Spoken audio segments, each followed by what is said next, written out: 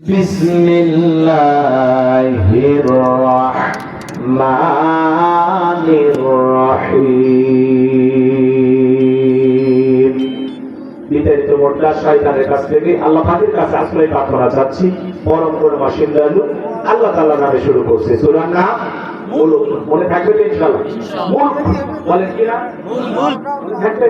মোট আয়াত আছে 30টি, রূপক আছে 2টি। বিশ্বনবীর মক্কার জিন্দেগিতে আল্লাহ তাআলা এই সূরাটি নাযিল করেছেন। 29 নাম্বার পারার প্রথম সূরা। আল্লাহর কোন বান্দা যদি সূরা মুলক নিয়মিত তেলাওয়াত করে, এই সূরার এত ফজিলত, আল্লাহ তাআলা তার কবরের আযাব সহজ করে দেবেন। সুবহানাল্লাহ। কবরের সওয়াবকে সহজ করে দেবেন। শুধু তাই নয়, সূরা মুলক আল্লাহর যে বান্দা নিয়মিত তেলাওয়াত করবে, কঠিন কিয়ামতের ময়দানে তেলাওয়াতকারী ব্যক্তির পক্ষ নিয়ে এই সূরাটি আল্লাহর দরবারে সুপারিশ করবে। তাহলে সূরা মুলকের সাথে আমাদের সম্পর্ক রাখা দরকার আছে না নাই? তাহলে নিয়মিত তেলাওয়াত করবেন তো ইনশাআল্লাহ। কবরের সওয়াব সহজ হয়ে যাবে, আর কিয়ামতের ময়দানে সূরা মুলক আপনার পক্ষে সুপারিশ করবে। কার কাছে? আল্লাহর কাছে। কোরআন যদি কারো সুপারিশকারী হয়, বলেন তো ভাগ্য ভালো না খারাপ? কারা কারা কোরআনের সুপারিশ পেতে চান হাত তুলে আল্লাহকে দেখান। আল্লাহ কবুল করুন, জোরে বলুন আমিন। তাহলে আমরা কোরআন পড়ব তো ইনশাআল্লাহ, তেলাওয়াত করব তো ইনশাআল্লাহ। হুজুর জানি না, জানি না কি বলবো, চেষ্টা করবেন।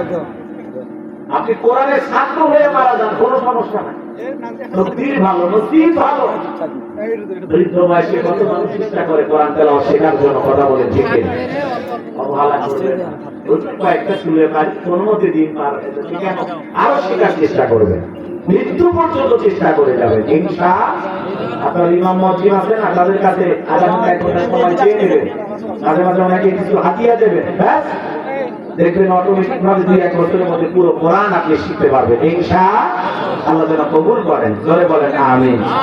আমার ভাইয়েরা, আল্লাহ রাব্বুল আলামিন বলেন, তাবারাকাল্লাযী বিয়াদিহিল মুলকু ওয়া হুয়া আলা কুল্লি শাইইন কাদির। আমার আল্লাহ রাব্বুল আলামিন বলেন, মহামান্বিত সেই সত্তা যার হাতে সর্বময় কর্তৃত্ব, রাজত্ব পাওয়ার ক্ষমতা। ভাই কিসে নড়াচড়া করেন, অতিরিক্ত কথা বলেন, আপনার কথা আমার কান পর্যন্ত আসলে আমার আলোচনা করতে কষ্ট হয়, ঠিক আছে? একটু চুপচাপ থাকেন। ওয়াইদা কুরিয়াল কুরআনু ফাসতামিউ লাহু ওয়া আনসিতু লাআল্লাকুম তুরহামুন। তোমাদের সামনে যখন কোরআন পাঠ করা হয়, কোরআন তেলাওয়াত করা হয়, কোরআনের আলোচনা করা হয়, চুপচাপ মনোযোগ সহকারে কান লাগিয়ে শ্রবণ করো। আশা করা যায় আল্লাহ তাআলার পক্ষ থেকে তোমাদের উপরে রহমত নাযিল হবে। সুবহানাল্লাহ, সুবহানাল্লাহ। এজন্য মেহেরবানি করে নড়াচড়া করবেন। এদিকে তাকান, আমি প্রাণ ধরে কিছু কথা বলবো ইনশাআল্লাহ। আল্লাহ রাব্বুল আলামিন বলেন, তাবারাকাল্লাযী বিয়াদিহিল মুলকু ওয়া হুয়া আলা কুল্লি শাইইন কাদির। মহামান্বিত সত্তা, সর্বময় ক্ষমতার অধিকারী আল্লাহ রাব্বুল আলামিন। বিয়াদিহিল মুলক, সকল রাজত্বের একমাত্র মালিক তিনি হলেন সর্ববিষয়ে ক্ষমতাবান, সকল ক্ষমতার একমাত্র মালিক লিল্লাহি মুলকুস সামাওয়াতি ওয়া মা ফিল আরদ। আকাশ আর জমিনের একচ্ছত্র মালিকানা কার? আল্লাহর চাইতে বড় ক্ষমতাধর কেউ আছে? সকল ক্ষমতার একমাত্র মালিক, সকল পাওয়ার, রাজত্ব, ক্ষমতা একমাত্র আল্লাহ তাআলার হাতে। তার চাইতে বড় ক্ষমতাধর কেউ আছে? ওয়ালাম ইয়াকুল লাহু কুফুয়ান আহাদ। আকাশ আর জমিনে আল্লাহর সমকক্ষ, আল্লাহর সমতুল্য আর কেউ নেই, বলুন আল্লাহু আকবার।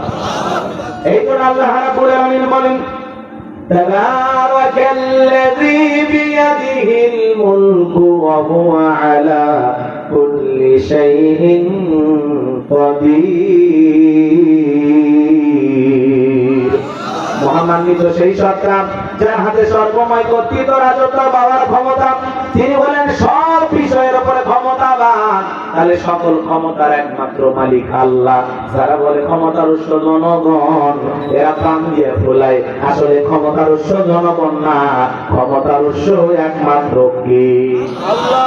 এই জন্য আল্লাহ রাব্বুল আলামিন পবিত্র কোরআনুল কারীমের সূরা আলে ইমরানের 26 নম্বর আয়াতে আল্লাহ রাব্বুল আলামিন জানিয়ে দিলেন, কুলিল্লাহুম্মা মালিকাল মুলকি তুতিল মুলকা মান তাশাউ ওয়া তানজিউল মুলকা মিম্মান তাশা ওয়া তুইজ্জু মান তাশাউ ওয়া তুযিল্লু মান তাশা বিয়াদিকাল খায়র ইন্নাকা আলা কুল্লি শাইইন কাদির। আল্লাহ রাব্বুল আলামিন বলেন, রাজত্ব দেওয়ার মালিক আমি আল্লাহ, ক্ষমতা দেওয়ার মালিক কে? ও রংপুরের মুসলমান বলেন তো, ক্ষমতা দেওয়ার একমাত্র মালিক কে? আল্লাহ রাব্বুল আলামিন স্পষ্ট ভাষায় জানিয়ে দিলেন, রাজত্ব দেওয়ার মালিক আমি আল্লাহ। তাহলে ক্ষমতার চেয়ারে বসানোর মালিক কে? আল্লাহ। ক্ষমতা পাইলেই যে লোকটাকে সম্মান দেওয়া হলো এমনটা নয়। অনেক মানুষকে ক্ষমতার চেয়ারে বসায়া জুতার বাড়ি খাওয়ায়া বিদায় করছেন তিনি কে? শ্রীলঙ্কার দিকে তাকায়া দেখলেন না? জনগণের উপরে নেতা জুলুম করার কারণে নেতাকে জনগণ বাগে পাইছে, হাতের কাছে যখন পাইছে কাপড় খুলে ল্যাংটা করে ক্ষমতার চেয়ার থেকে নামাইছে। কথা বলে ঠিক না? আর কি ভালো সেদিন হাফ প্যান্ট পরা ছিল, কথা বল না গে? তাহলে আমাদের চোখের সামনে আল্লাহ যদি এমন ঘটনা ঘটাইতে পারে, হাজার হাজার বছর আগে ক্ষমতার দাম্ভিকতায় নমরুদ বাহাদুরি করেছিল, সুতার বাড়ি খাওয়ায়া ক্ষমতা থেকে বিদায় করেছেন তিনি কে? আজও পৃথিবীর জমিনে যারা জুলুম করবে, নমরুদের ভূমিকা পালন করবে, ওরাও জুতার বাড়ি খায়া পৃথিবীর জমিন থেকে বিদায় নেবে। দেখেন না, ভাঙ্গা হেলিকপ্টারে চলে পালিয়ে গেছে। এই জন্য বাহাদুরি করতে নাই, বাহাদুরি করতে নাই। ক্ষমতাকে বাপ দাদার পৈতৃক সম্পত্তি মনে করবে যারা, নমরুদ ফিরাউনের মতো যুগে যুগে ধ্বংস হবে তারা। ক্ষমতা কারো চিরস্থায়ী নয়, কথা বলে না, আজ আছে কাল থাকবে না। দিল দিয়ে কথাগুলো বোঝার চেষ্টা করবেন। ক্ষমতা দেওয়ার মালিক একমাত্র আল্লাহ। ক্ষমতা দিলেই যে লোকটাকে সম্মান দেওয়া হলে এমনটা নয়। ক্ষমতা পাওয়ার সম্মান পাওয়া দুইটা ভিন্ন জিনিস। অনেক মানুষকে আল্লাহ তাআলা ক্ষমতার চেয়ারে বসেও লাঞ্ছিত করে, অপমানিত করে। যারা ক্ষমতাকে বাপদাদার পৈতৃক সম্পত্তি মনে করে জুলুম করে, অত্যাচার করে, জনগণের নিরাপত্তা দেওয়া তো দূরের কথা, জনগণের সম্পদ লুটে নেয়, এই ধরনের পৃথিবীর জমিনে যারাই জুলুম করবে ওদেরকে আল্লাহ তাআলা ক্ষমতার চেয়ার থেকে বিদায় করে দিবে। বুশ নাই, বিদায় করে দিয়েছেন আমার আল্লাহ। এই পৃথিবীর জমিনে বর্তমানে যারা মুসলমান রক্ত নিয়ে বাড়াবাড়ি করতেছে, নেতানিয়াহু সহ সমস্ত জালেমদেরকে বিদায় করে দেওয়ার ক্ষমতা আমার আল্লাহর আছে না নাই? যাই ফিলিস্তিন নিরীহ মুসলমানদের উপরে জুলুম করতেছে, নেতানিয়াহু সহ সমস্ত জালেমদের একদিন পতন হবেই হবে ইনশাআল্লাহ। আমার ভাইরা, দিল দিয়ে কথাগুলো বোঝার চেষ্টা করবেন। তাহলে ক্ষমতার চেয়ারে বসানোর মালিকে, ক্ষমতার চেয়ারে বসানোর মালিকে, আবার নামানের মালিকে। এজন্য আল্লাহ বলতেছেন, রাজত্ব দেওয়ার মালিক আমি আল্লাহ, কেড়ে নেওয়ার মালিক আমি আল্লাহ। তাহলে রাজত্বের চেয়ারে বসান যিনি, বেয়াদবি করলে কানে থাপ্পড় বসাইয়া নামায়া দেন তিনি। কথা বলে ঠিক না? কত ইজ্জু মান তাশা ওয়া তুযিল্লু মান তাশা। সম্মান দেওয়ার মালিককে, লাঞ্ছিত করার মালিককে, বিয়াদিকাল খায়র, সকল কল্যাণের চাবিকাঠি কার হাতে? ইন্নাকা আলা কুল্লি শাইইন কাদির। তিনি হলেন সব বিষয়ের উপরে ক্ষমতাবান। আল্লাহু আকবার বলেন। দিল দিয়ে কথাগুলো বোঝার চেষ্টা করবেন। এই পৃথিবীর ভূখণ্ডে আল্লাহ রাব্বুল আলামিন চারজন মানুষকে পুরো পৃথিবীর রাজত্ব পাওয়ার ক্ষমতা দিয়েছিলেন। জোরে বলেন কয়জন? আরে ভাই, পুরো পৃথিবীর ক্ষমতা তো দূরের কথা, ছোটখাটো পাতির নেতার গরম এলাকায় থাকা যায় না। ছোটখাটো নেতার এত গরম দেখলেন না কয়েকদিন আগে ঢাকা শহরে থানার ভিতরে ঢুকে সিগারেট খাইতেছে, সিগারেট, কথা কয় না, সিগারেট খাইতেছে, মহিলা পুলিশ তাকে হেনস্থ করতেছে, ওসি রুমে ঢুকে সিগারেট টানতেছে, বলে আমি অমুক দলের নেতা, আমার ছিল বাপ সাহেব এমন অবস্থা, বাপরে বাপ, সেন আমার ভেলেন ফেল। কথা বলি না কেন? যারা ক্ষমতা পাওয়ার আগে থানায় ঢুকে সিগারেট টানতেছে, ভবিষ্যতে অবস্থা কি হতে পারে একটু চিন্তা করা দরকার আছে না? না, এই জন্য এরকম চাঁদাবাজ, সন্ত্রাস, লম্পট, বদমাইশ এই সমস্ত মানুষ যেন ভবিষ্যতে এই দেশের নেতা না হতে পারে, এই জন্য জনগণ হিসাবে আমাদের দায়িত্ব আছে না নাই? ভালো মানুষ যেখানে আমরা আছি, সৎ মানুষ যেখানে আমরা আছি, কোন চাঁদাবাজ, টেন্ডারবাজ, দুর্নীতিবাজ এদেরকে দেখেন না, হাই রে ভিডিওটা ভাইরাল হয়ে গেছে, তত দেখবেন কি করলেন তাহলে জীবন। থানায় বসে সিগারেট খাইতেছে, কি মশা, কি মশা। এখন তো পুলিশ একটু দুর্বল, বেশি কিছু বলতেও পারতেছে না, কথা কয় না কেন? পুলিশের সামনে যা বলে, ওদের না সামনে কি আছে, আমার লোক ছেড়ে দাও, কি করবে? কিচ্ছু করে না। পুলিশ চিন্তা করতেছে কয়েকদিন আগে রেমার খাওয়া খাইছে, পথে তারা যা করে করুক, কথা কয় না কেন? পুলিশ দুর্বল মানে রাষ্ট্র দুর্বল। প্রশাসনের ভাইদেরকে বলবো, অতীতে যা হইতে হইছে, সামনে একটু দেশের দেশপ্রেমিক পুলিশ হিসেবে কাজ করেন, চাঁদাবাজদেরকে ধরেন আর পিছনে লাভ করে দেন, কথা বল ঠিক না? কোন দুর্নীতিবাজের জায়গা বাংলার ভূখণ্ডে হবে না ইনশাআল্লাহ। সম্মানিত ভাইয়েরা, আমার দিল দিয়ে কথাগুলো বোঝার চেষ্টা করবেন। আমি গুনাহগার যে কথা বলতে চাচ্ছিলাম, বিশ্ব নবীর যেমন একটা সত্যপ্রতীয় লিডার, দলপতি, বর্তমানে যেরকম চেয়ারম্যান মেম্বার বলা হয়, ওই সময় তাদেরকে বলা হতো গ্রন্থীয় লিডার, দলপতি, মোড়ল, মাতাব্বর, ছোটখাটো একটা গ্রন্থের লিডার। এর নাম ছিল মহাবীর আমর। বিশ্বনবী যখন হিজরত করে মদিনায় চলে গেছেন, এই মহাবীর আমর প্রতিমার সামনে দাঁড়ায় লাত, উজ্জা, দেবদেবী, সরস্বতী, ভগবতী, রাধা, কৃষ্ণ এই সমস্ত প্রতিমাগুলোর সামনে দাঁড়ায় বলতেছে, যতক্ষণ আব্দুল্লাহর বেটা মুহাম্মদ সাল্লাল্লাহু আলাইহি সাল্লামের দেহ থেকে কাল্লা না ফেলাইতে পারবো, ততক্ষণ পর্যন্ত এক ফোঁটা পানিও পান করবো না। জোরে কর নাউযুবিল্লাহ। আমার নবী তো আর পাকা ধানে মরিতেছে, ওর বাড়িতে চুরি করতে গেছে, নবীর কি কোনো অপরাধ আছে? তাহলে নবীর কাল্লা কেন ফেলাইতে চায়? নবীজি কালিমার দাওয়াত দেয়, ইসলামের প্রচার প্রসার করে, কোরআনের দাওয়াত দেয়, এক আল্লাহর কথা আহ্বান করে, এটা ওদের সহ্য হয় না। ওরা বলে আমরা 33 কোটি দেবতা মানি, তাই কত সমস্যা, আর এক আল্লাহকে মানলে সব সমস্যার সমাধান, এটা ওরা বিশ্বাস করতো না। নবীজি কালিমার দাওয়াত দেওয়ার কারণে নবীজির দেহ থেকে কাল্লা নিতে চায়। এই খবর যখন বিশ্ব নবীর কান পর্যন্ত আল্লাহ তাআলা মেসেজটা বিশ্ব নবীর কাছে পৌঁছায় দিলেন, ও নবী, মক্কার মহাবীর আমর আপনার মাথা নেওয়ার ঘোষণা করে রওনা করেছে। নবী আমার এই কথা শোনার পরে টেনশনে পড়ে গেলেন।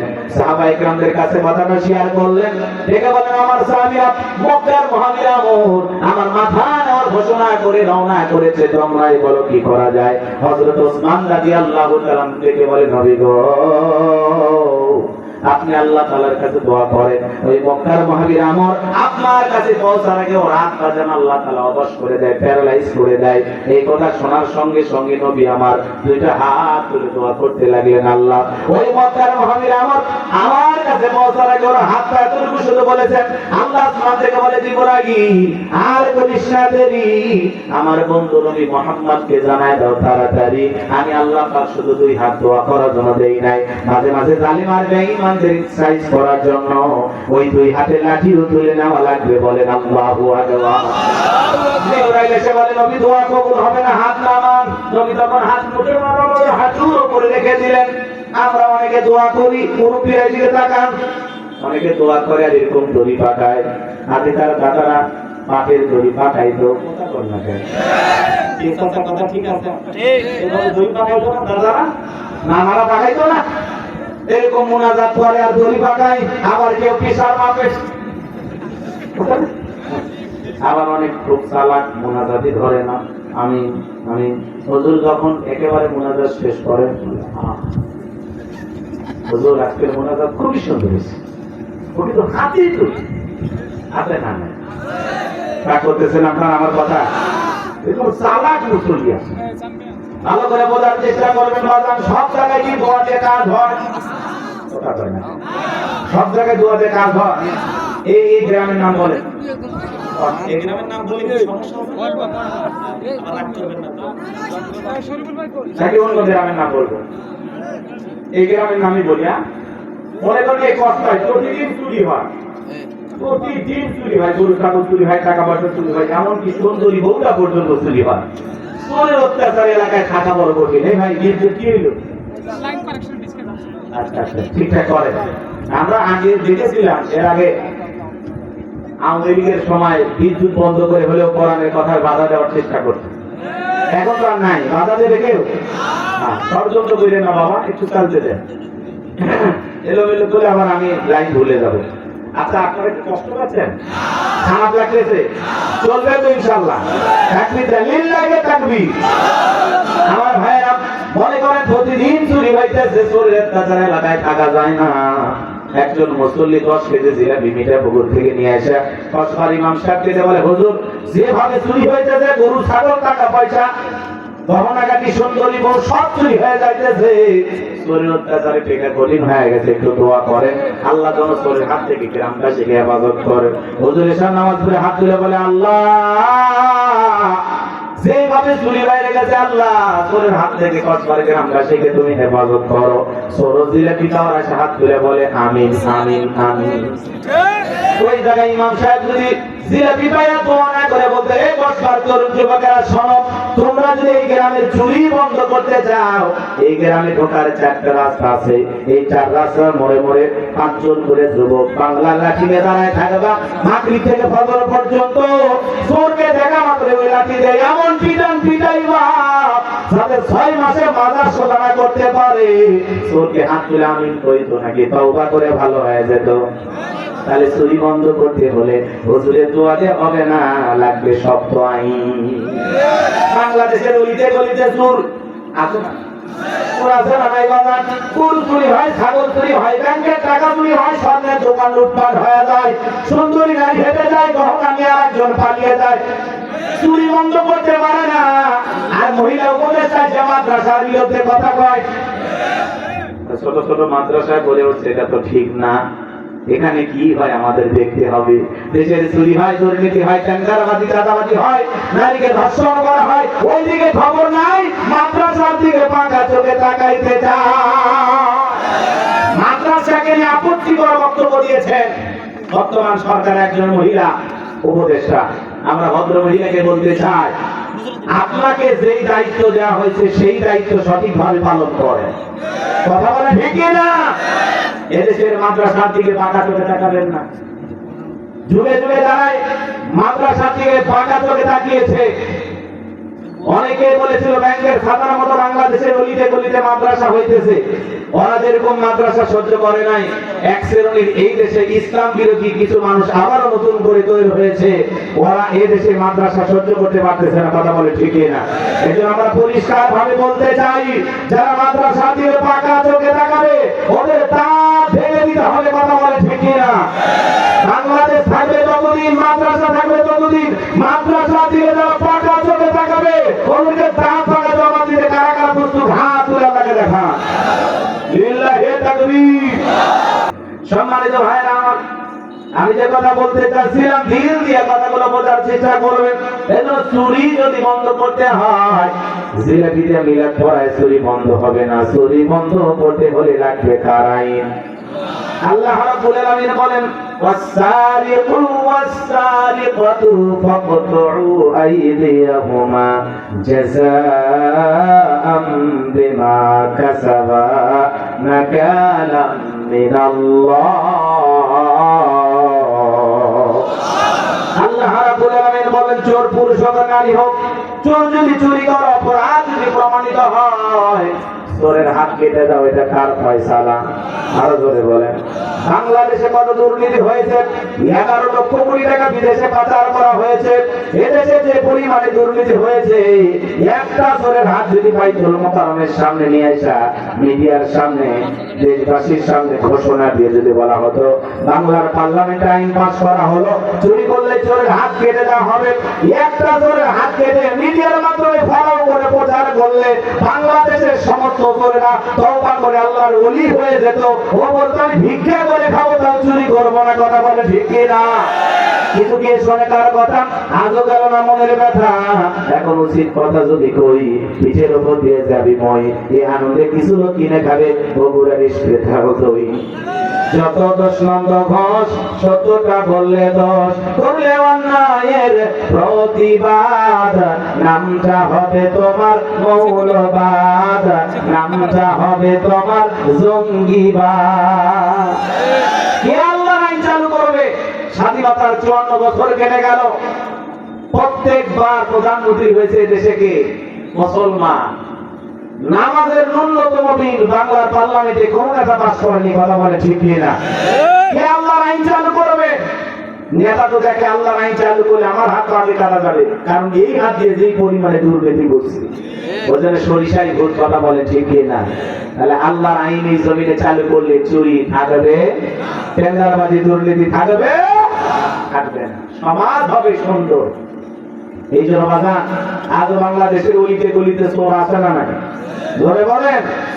আপনাদের রংপুরের মহাসমাবেশে জামাতে আমি ডক্টর শফিকুর রহমান তিনি বক্তব্য দিয়েছেন যে ক্ষুধার কারণে যদি কেউ চুরি করে তার হাত কাটা হবে না, কথা বলে না কেন? এই দেশে যারাই ক্ষমতা যায় বলে আমরা দারিদ্র মুক্ত বাংলাদেশ করব, স্বপ্ন দেখায়, কিন্তু কেউ দারিদ্র মুক্ত বাংলাদেশ করতে পারে না, কারণ আল্লাহর কোরআনের নিয়মকে তারা ফলো করে না। দারিদ্র মুক্ত বাংলাদেশ করতে হলে আগে যাকাত ভিত্তিক অর্থনীতি চালু করতে হবে, কথা বলে ঠিক না? একমাত্র যাকাত ভিত্তিক অর্থনীতি চালু করলেই বাংলার ভূখণ্ডকে দারিদ্র মুক্ত করা সম্ভব, কথা বলে না? এই বিদেশের সাহায্য সহযোগিতা এনে দেশকে আপনি দারিদ্র মুক্ত করবেন?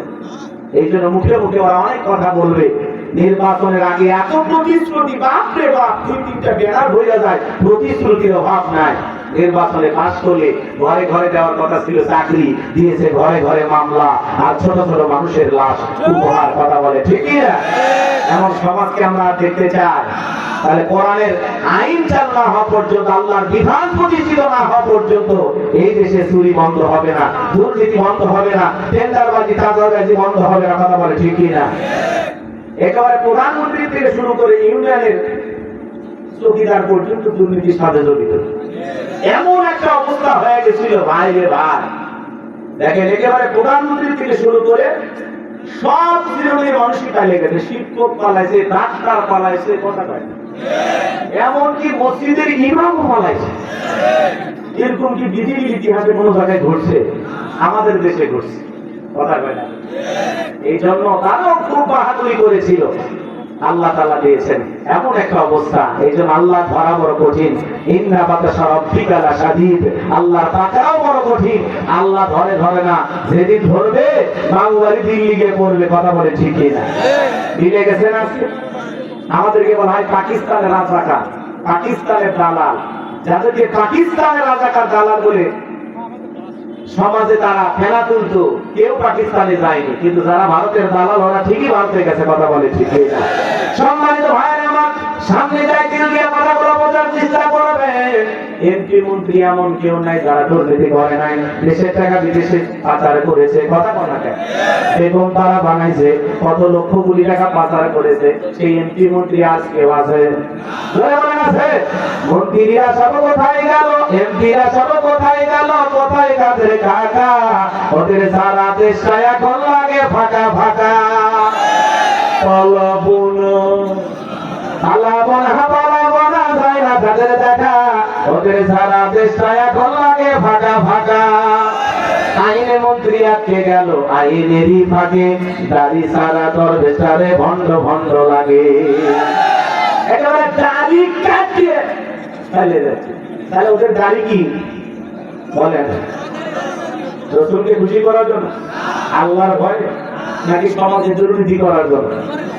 দাড়ি রাখার কারণে তাকে দরবেশ কেটে দেওয়া হয়েছিল, যে দরবেশ দাড়ি কাটিয়ে নৌকে চলে বলেছে, এরা জীবন দিচ্ছে তাও নৌকে ছাড়ে, কথা কম লাগে। দাড়ি সারা দরবেশারে ভণ্ড ভণ্ড লাগে, কথা কম, কথা কম, না করতেছেন বলবো না, রাগ করবেন না তো ইনশাআল্লাহ। যারা বড় বড় কথা বলছে একটু মাঝে মাঝে একটু হালকা একটু কাজ দিলে আপনাদের ভালো লাগে। যুবক মন খারাপ করছে বাবা, লিল্লাহি তাকবীর। সম্মানিত ভাইরা আমার, আমি যে কথা বলতে চাচ্ছিলাম দিন দিয়ে কথাগুলো শোনেন। নবী আমার টেনশনে পড়ে গেলেন, কি করা যায়? জিবরাইল ডেকে বলে, নবী দোয়া কবুল হবে না। নবী আমার ডেকে বলে, জিবরাইল তাহলে এখন কি করা যায় বলো? জিবরাইল ডেকে বলে, নবী সাহাবায়ে কিরামদের মধ্যে ঘোষণা করেন আপনার এমন কোন সাহাবী আছে যে মক্কার মহাবীর আমরের সাথে মোকাবেলা করবে? নবী আমার ডেকে বলে, ও আমার সাহাবীরা, আল্লাহ তাআলা দোয়া কবুল করে নাই। তোমাদের মধ্যে এমন কেউ কে আছো যে মক্কার মহাবীর আমলের সাথে মোকাবেলা করবা? নবীর কোন সাহাবী দাঁড়ায় না। হযরত আলী সবার শেষে দাঁড়িয়ে গেছেন, বলেন আল্লাহু আকবার। নবী আমার থেকে বলে, আলী রে, তুমি ছোট মানুষ না বুঝে কেন দাঁড়াইছো? তুমি কি জানো ওই মক্কার মহাবীর আমর একবেলা খাবার খাইয়ে 21 কেজি 3.5 মণ ওজনের চরবানে যুদ্ধ করে এত বড় বীরের সামনে তুমি কেমনে যাইবা? তুমি ছোট মানুষ, বসো। হযরত আলী বসে বললেন। নবীজি দ্বিতীয়বার বললেন, আবার হযরত আলী দাঁড়িয়ে গেছেন। নবীজি যখন তৃতীয়বার বললেন, ও আমার সাহাবীরা, মক্কার মহাবীর আমরের সাথে মোকাবেলার করার মতো তোমাদের মতো কেউ কি আছো? আবার হযরত আলী দাঁড়িয়ে গেছেন, বলুন আল্লাহু আকবার। নবী তখন দুইটা হাত ধরে বলে, আলী রে, আয় আয় আমার বুকের ভিতরে আয়।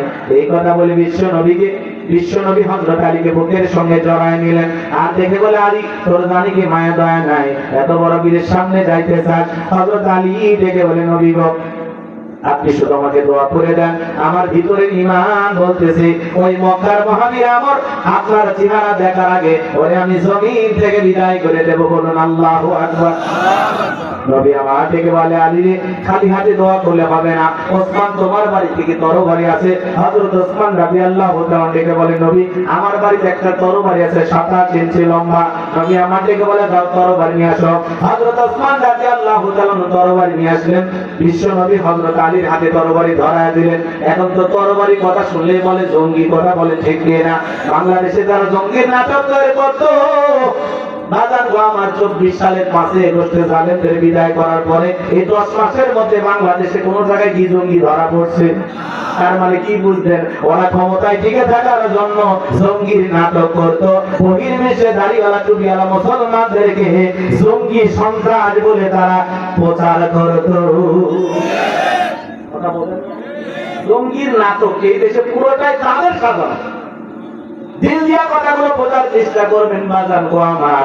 নবী যখন দোয়া করে হযরত আলীর হাতে তরবারি ধরায় দিলেন, হযরত আলী তরবারি পাওয়া মারছে দৌড়। নবী আমার ডেকে বলে, আলী রে, এত জোরে কেন দৌড়াও? হযরত আলী ডেকে বলে, নবী গো, অনেক আগে আপনার মাথা নেওয়ার ঘোষণা করে রওনা করেছে।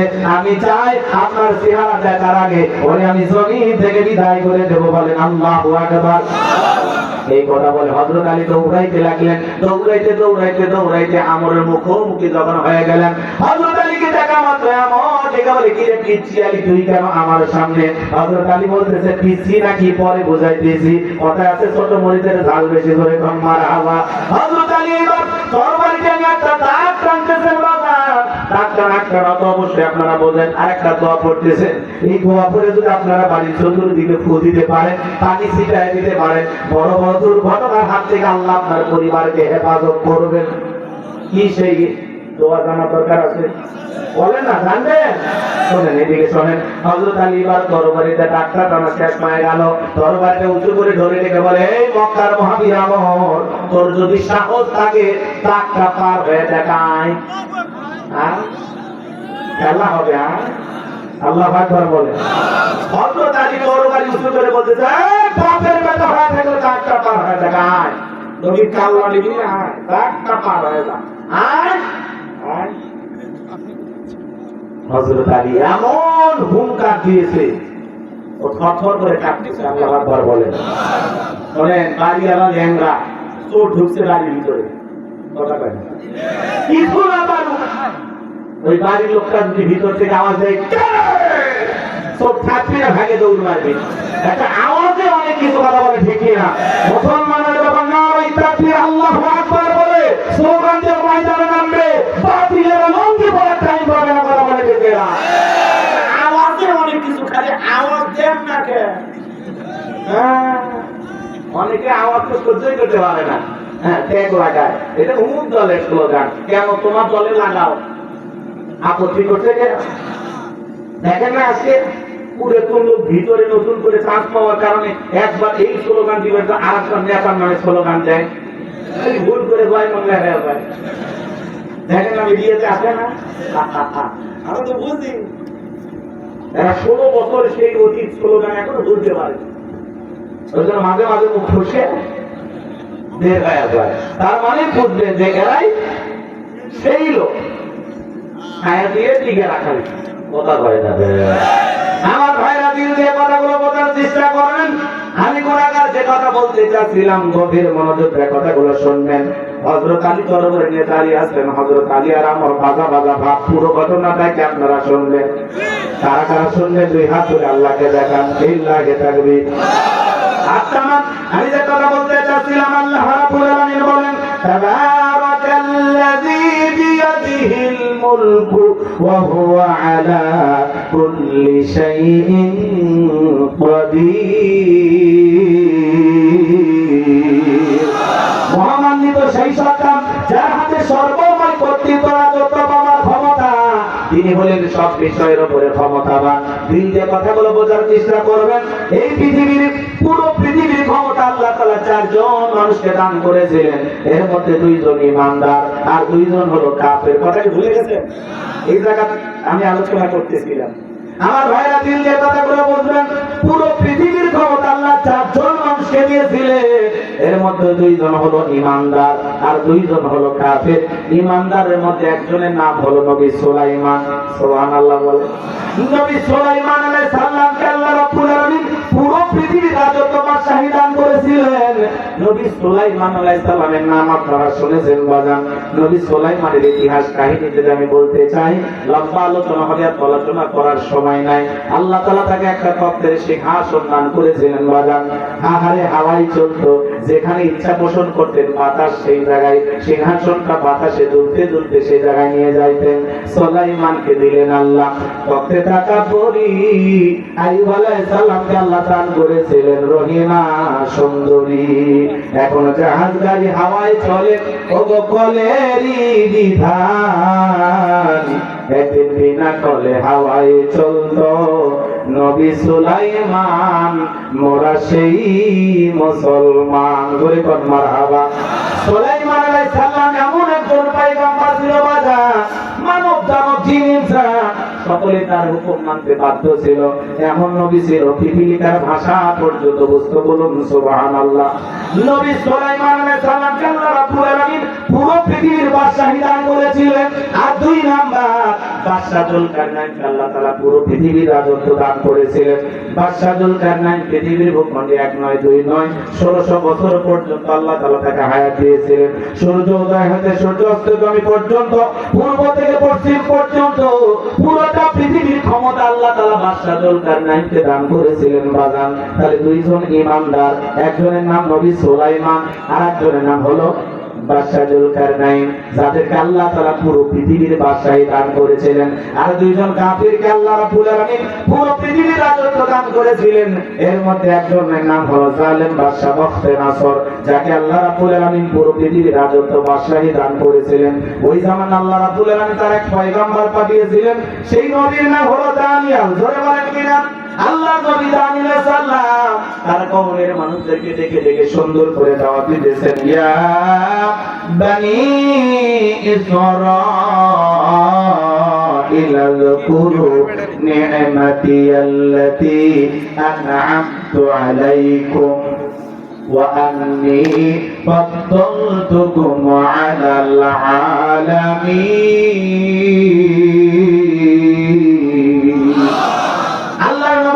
দানিয়েল সালাম ডেকে বলেন, ও বনি ইসরাঈল উম্মতেরা, দাম্ভিকতা করো না, অহংকার করো না। তোমাদের বাপ-দাদা কৃতদাস ছিল, মানুষের বাড়িতে গোলামের কাজ করত। সেই চাকরের জীবন থেকে, গোলামের জীবন থেকে আল্লাহ তাআলা তোমাদেরকে স্বাধীনতা দান করেছে। বিদায় দাম্ভিকতা করো না, অহংকার করো না, গাছের পূজা করো না, মাছের পূজা করো না, চন্দ্রের পূজা করো না, সূর্যের পূজা করো না। এক আল্লাহর ইবাদত করো, আল্লাহর নিয়ামতের শুকরিয়া আদায় করো, দাম্ভিকতা করো না। পয়গম্বর উম্মতের ডেকে বলে, ও নবী দানিয়েল, পুরান দিনের গল্প শোনা লাভ নাই, বাপদাদা কি করেছিল আমরা জানতে চাই না। আমাদের আরামাইশের কোনো কিছুর অভাব নাই, আমাদের সুন্দর বিবি আছে, টাকা পয়সা ধন সম্পদ সব আছে, আমরা এক আল্লাহর গোলামি করতে পারবো না। আল্লাহ নবী আলাইহিস সালাম লম্বা ইতিহাস বাজান, সংক্ষিপ্ত করে একটু বলে দিয়ে যায়, ঘটনা বলা মূল উদ্দেশ্য নয়, আমাকে টার্গেট মোতাবেক পৌঁছাইতে হবে। আমি খুব গুরুত্বপূর্ণ কিছু বিষয় নিয়ে আপনাদেরকে আজকে আলোচনা শোনাবো। যে কথা বলতে চাচ্ছিলাম, আল্লাহ নবী আলাইহিস সালাম দিনে দাওয়াত দেয়, রাতে দাওয়াত দেয়, সকালে দাওয়াত দেয়, সন্ধ্যায় দাওয়াত দেয়, কোনো মতেই তারা যখন দাওয়াত গ্রহণ করলো না, পয়গম্বরের দাওয়াত যখন ঘৃণা করে প্রত্যাখ্যান করলো, আল্লাহ নবী আলাইহিস সালাম সর্বশেষ তাদেরকে জানিয়ে দিল, আমার কওমের উম্মতেরা, ও বনি ইসরাইল উম্মতেরা, শুনে নাও, জেনে নাও, আল্লাহর কোন বান্দারা যদি তুমি দাম্ভিকতা করে, অহংকার করে, খোদা করে হয়ে যায়, আল্লাহ তাআলা এই কওমের উপরে দুই ধরনের আযাব আর গজব পাঠায়। এক নাম্বার হলো আসমান জমিনের আযাব আর গজব দিয়ে আল্লাহ তাদেরকে ধ্বংস করে দেয়, না হয় তাদের ভাগ্যে জালেম শাসক পাঠায়া দেয়। নেতা হবে যেমন, দেশ এদিকার করেন, জনগণ হবে যেমন, দেশের নেতা হবে তেমন। আপনি যদি ভালো হন, আপনার নেতাও ভালো হবে। আপনি হাত তুলে বলেন, আল্লাহ এদেশের নেতাদেরকে উমরের মতো বানায় দাও। এবং আপনি তো হাত তুলে দোয়া করতেছেন ভালো, কিন্তু আপনার হাতের মধ্যে থেকে আসে সুদের গন্ধ, ঘুষের গন্ধ, মানুষের রক্তের গন্ধ পাওয়া যায়, জুলুমের গন্ধ পাওয়া যায়। কথা বলেন। আপনি যখন বলেন হাত তুলে রব্বানা আতিনা ফিদ দুনিয়া, আল্লাহ বলে তোর মতো সুদ করে দোয়া কবুল হবে না।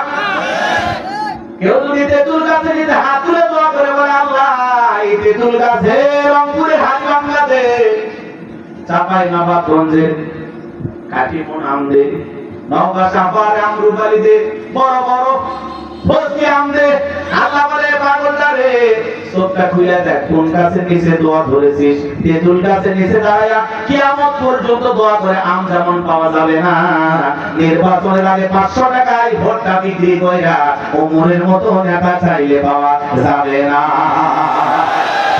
আপনি এমন মুসলমান, 2 টাকা সিগারেটে আপনাকে কেনা যায়, আর একটা প্রতিটা 5 মিনিট 10 মিনিট 1 ঘন্টা 2 ঘন্টার জন্য 500 টাকায় বিক্রি হয়ে যায়, আর আপনি 5 বছরের জন্য 500 টাকায় বিক্রি হয়ে গেলেন।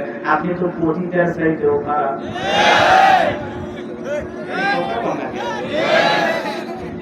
ভালো হয়ে যায়, খাবেন আর স্লোগান দেবেন, বলটু ভাইয়ের চরিত্র ফুলের মতো পবিত্র, নামাজ পড়া একত্র, গাঁজা খাই পাঁচত্র, ঘুম চুরিতে পাকা ভক্ত, শয়তানের 1 নম্বর ভক্ত, হুজুরের জন্য খুবই শক্ত, চুচে খাই গরিবের রক্ত। পোস্টারে লেখা আছে গরিবের বন্ধু, ভোট দিয়ে দেখেন গরিবের কয় নাম্বার শত্রু। নির্বাচনের আগে সাইকেল কেনার টাকা নাই, সেই নেতা নির্বাচিত হইয়া শুধু রংপুরে বাড়ি না, ঢাকায় বাড়ি, মাঝে মাঝে শোনা যায় বিদেশেও বাড়ি, টাকা কি জিগড়েই দিয়ে গেছে। সব লুটপাট করে খায়, রাস্তার বরাদ্দ ভাই 5 কোটি, খাইতে খাইতে টিকে যায় 1 কোটি। একেবারে উপর থেকে নিচ পর্যন্ত ভাগাভাগি করতে করতে রাস্তা করাই যায় না, কোনো মতে হালকা দিয়ে কাঁচা রাস্তার উপরে খালি মনে করেন হালকা করে কালো করে খালি পিচ পেরে দিয়ে যায়। পরের দিন সকালবেলা ছাগল পেশাব করে ওই ছাগলের পেশাবে খেলায় রাস্তা বেঁচে যায়। কি বলে? এরকম দুর্নীতিবাদ সমাজে নেতা হবে? আচ্ছা কথা বলেন। বাপ খেয়াল করেন, বাপের বেটা যদি হয়ে থাকেন আর তালুকদার বংশের মতো কলিজা যদি বড় হয়ে থাকে, হাত তুলে ওয়াদা দেন নির্বাচনকে কেন্দ্র করে কোন নেতার কাছে একটা চাও খাবেন না, ফিরি তো দূরের কথা, 10টা টাকাও নেবেন না।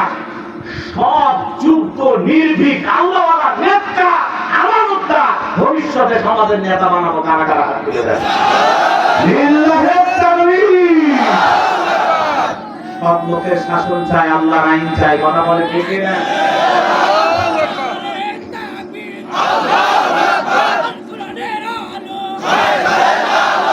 এই জন্য শুধু নেতার দোষ দিলে হবে না, জনগণেরও সমস্যা আছে না নাই?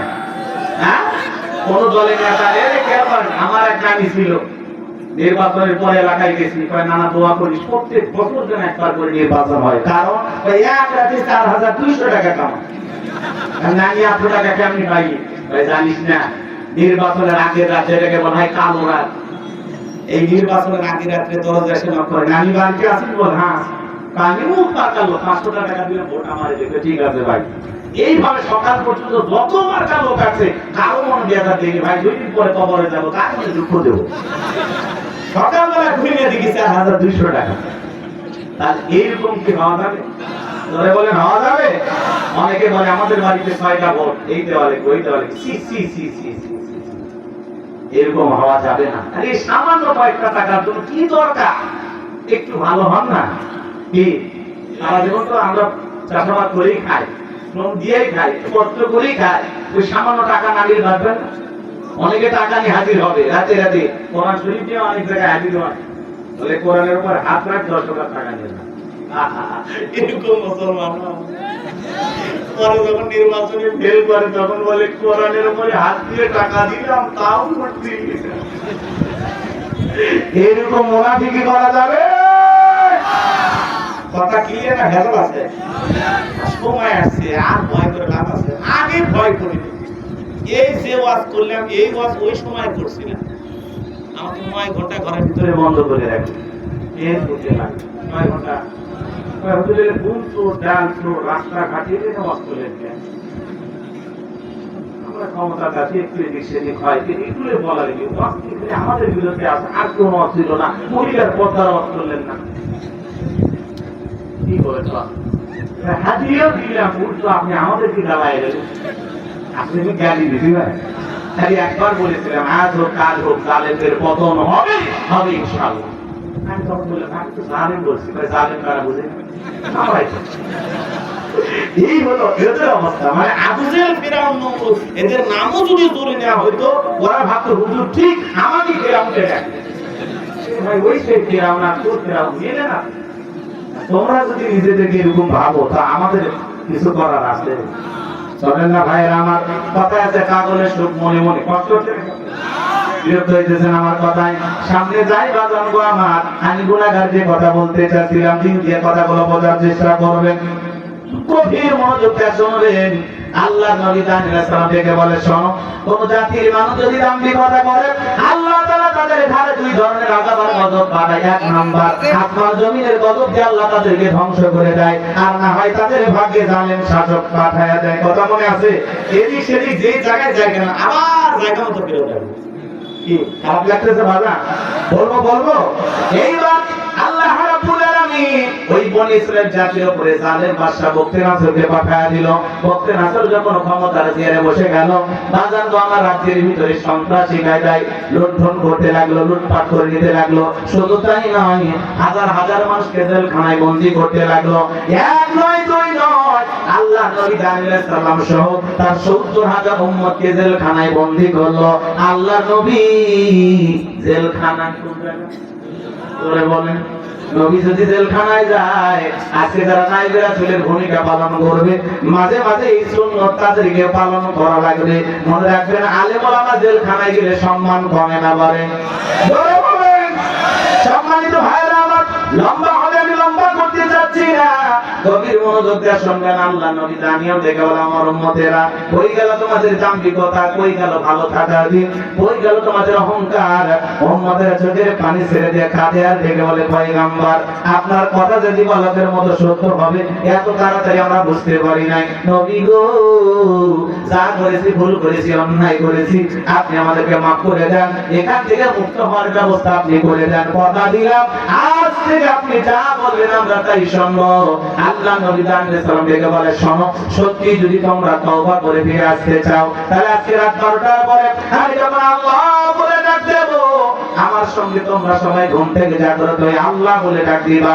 একমাত্র আল্লাহ তাআলাই পারে জালেমের জেলখানা থেকে মুক্ত করার ব্যবস্থা করে দিতে। নবী দানিয়েল সালাম রাত 12টার পরে আল্লাহ বলে ডাক দিয়েছেন। পয়গম্বরের সঙ্গে জেলে থাকা 70,000 উম্মত আল্লাহ বলে ডাক দিয়েছেন। এইবার নবী দানিয়েল সালাম তাদেরকে নিয়ে চিন্তায় লুটিয়ে পড়লেন, চোখের পানি ছেড়ে দিয়ে কাঁদতে মিনতি সহকারে দোয়া করতে লাগলেন আর দেখে বলেন আল্লাহ আমার উম্মতের ভুল করেছে, অন্যায় করেছে, আপনি মাফ করে দেন। ও আল্লাহ, আমার উম্মতের স্বীকার করেছে, এখন থেকে তারা আপনার গোলামি করবে, আপনার ইবাদত করবে, আর ভুল পথে পরিচালিত হবে না। আল্লাহ গো, আপনি আমার উম্মতদেরকে মাফ করে দেন। নবী যখন চোখের পানি ছেড়ে উম্মতের জন্য দোয়া করেন, আমার আল্লাহ দেখে বলে, ও নবী দানিয়াল, আর কান্না করতে হবে না, আমি আল্লাহ রাব্বুল আলামিন ওয়াসিরে জালিমের জেলখানা থেকে মুক্ত করার ব্যবস্থা করে দিয়েছি। আমার ভাইরা গভীর মনোযোগ দিয়ে শুনবেন।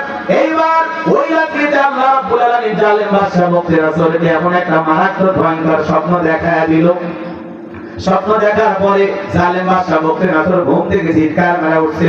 আশেপাশের লোকজন দৌড়ে এসে বলে, নেতা এত জোরে চিৎকার মানে ব্যাপারটা কি বুঝতে পারলাম না। দেখে বলে, আমার চেহারা দেখে বলবেন আমি মারাত্মক একটা স্বপ্ন দেখেছি, তাড়াতাড়ি রাজ্যের মধ্যে যত মানুষ আছে ডাক দাও। সবাইকে ডাক দেওয়া হলো। আমার ভাইরা, আমি যে কথা বলতে চাচ্ছিলাম, দিন যে কথাগুলো বোঝার চেষ্টা করবেন বাজান, দিন যে কথাগুলো বোঝার চেষ্টা করবেন। এইবার যত স্বপ্নের তাবির কারক ছিল, যারা স্বপ্নের ব্যাখ্যা বলতে পারে, এদেরকে বাদশার দরবারে নিয়ে আসা হলো। জালেম বাদশা মুক্তির রাসূল যখন স্বপ্নের কথা বলতে যাবে, ওই মুহূর্তে আল্লাহ রাব্বুল আলামিন বাদশার মাথার মধ্যে থাকা সমস্ত স্বপ্নের কথাগুলো নিয়ে যায় আল্লাহ নবী দানিয়েল সালামের মাথার মেমোরিতে সেভ করে দিলেন। বলুন সুবহানাল্লাহ। বাদশা যখন, এই যুবকে, একটা মোবাইলে যা আছে শেয়ারের মাধ্যমে আর একটা মোবাইলে পার করা যায় কিনা? কথা বলো, কথা বলো। তাহলে বাদশার মাথার মেমোরির মধ্যে স্বপ্নের যে কথাগুলো আছে, সেই কথাগুলো নবীর মাথায় ট্রান্সফার করার ক্ষমতা আল্লাহর আছে না? না।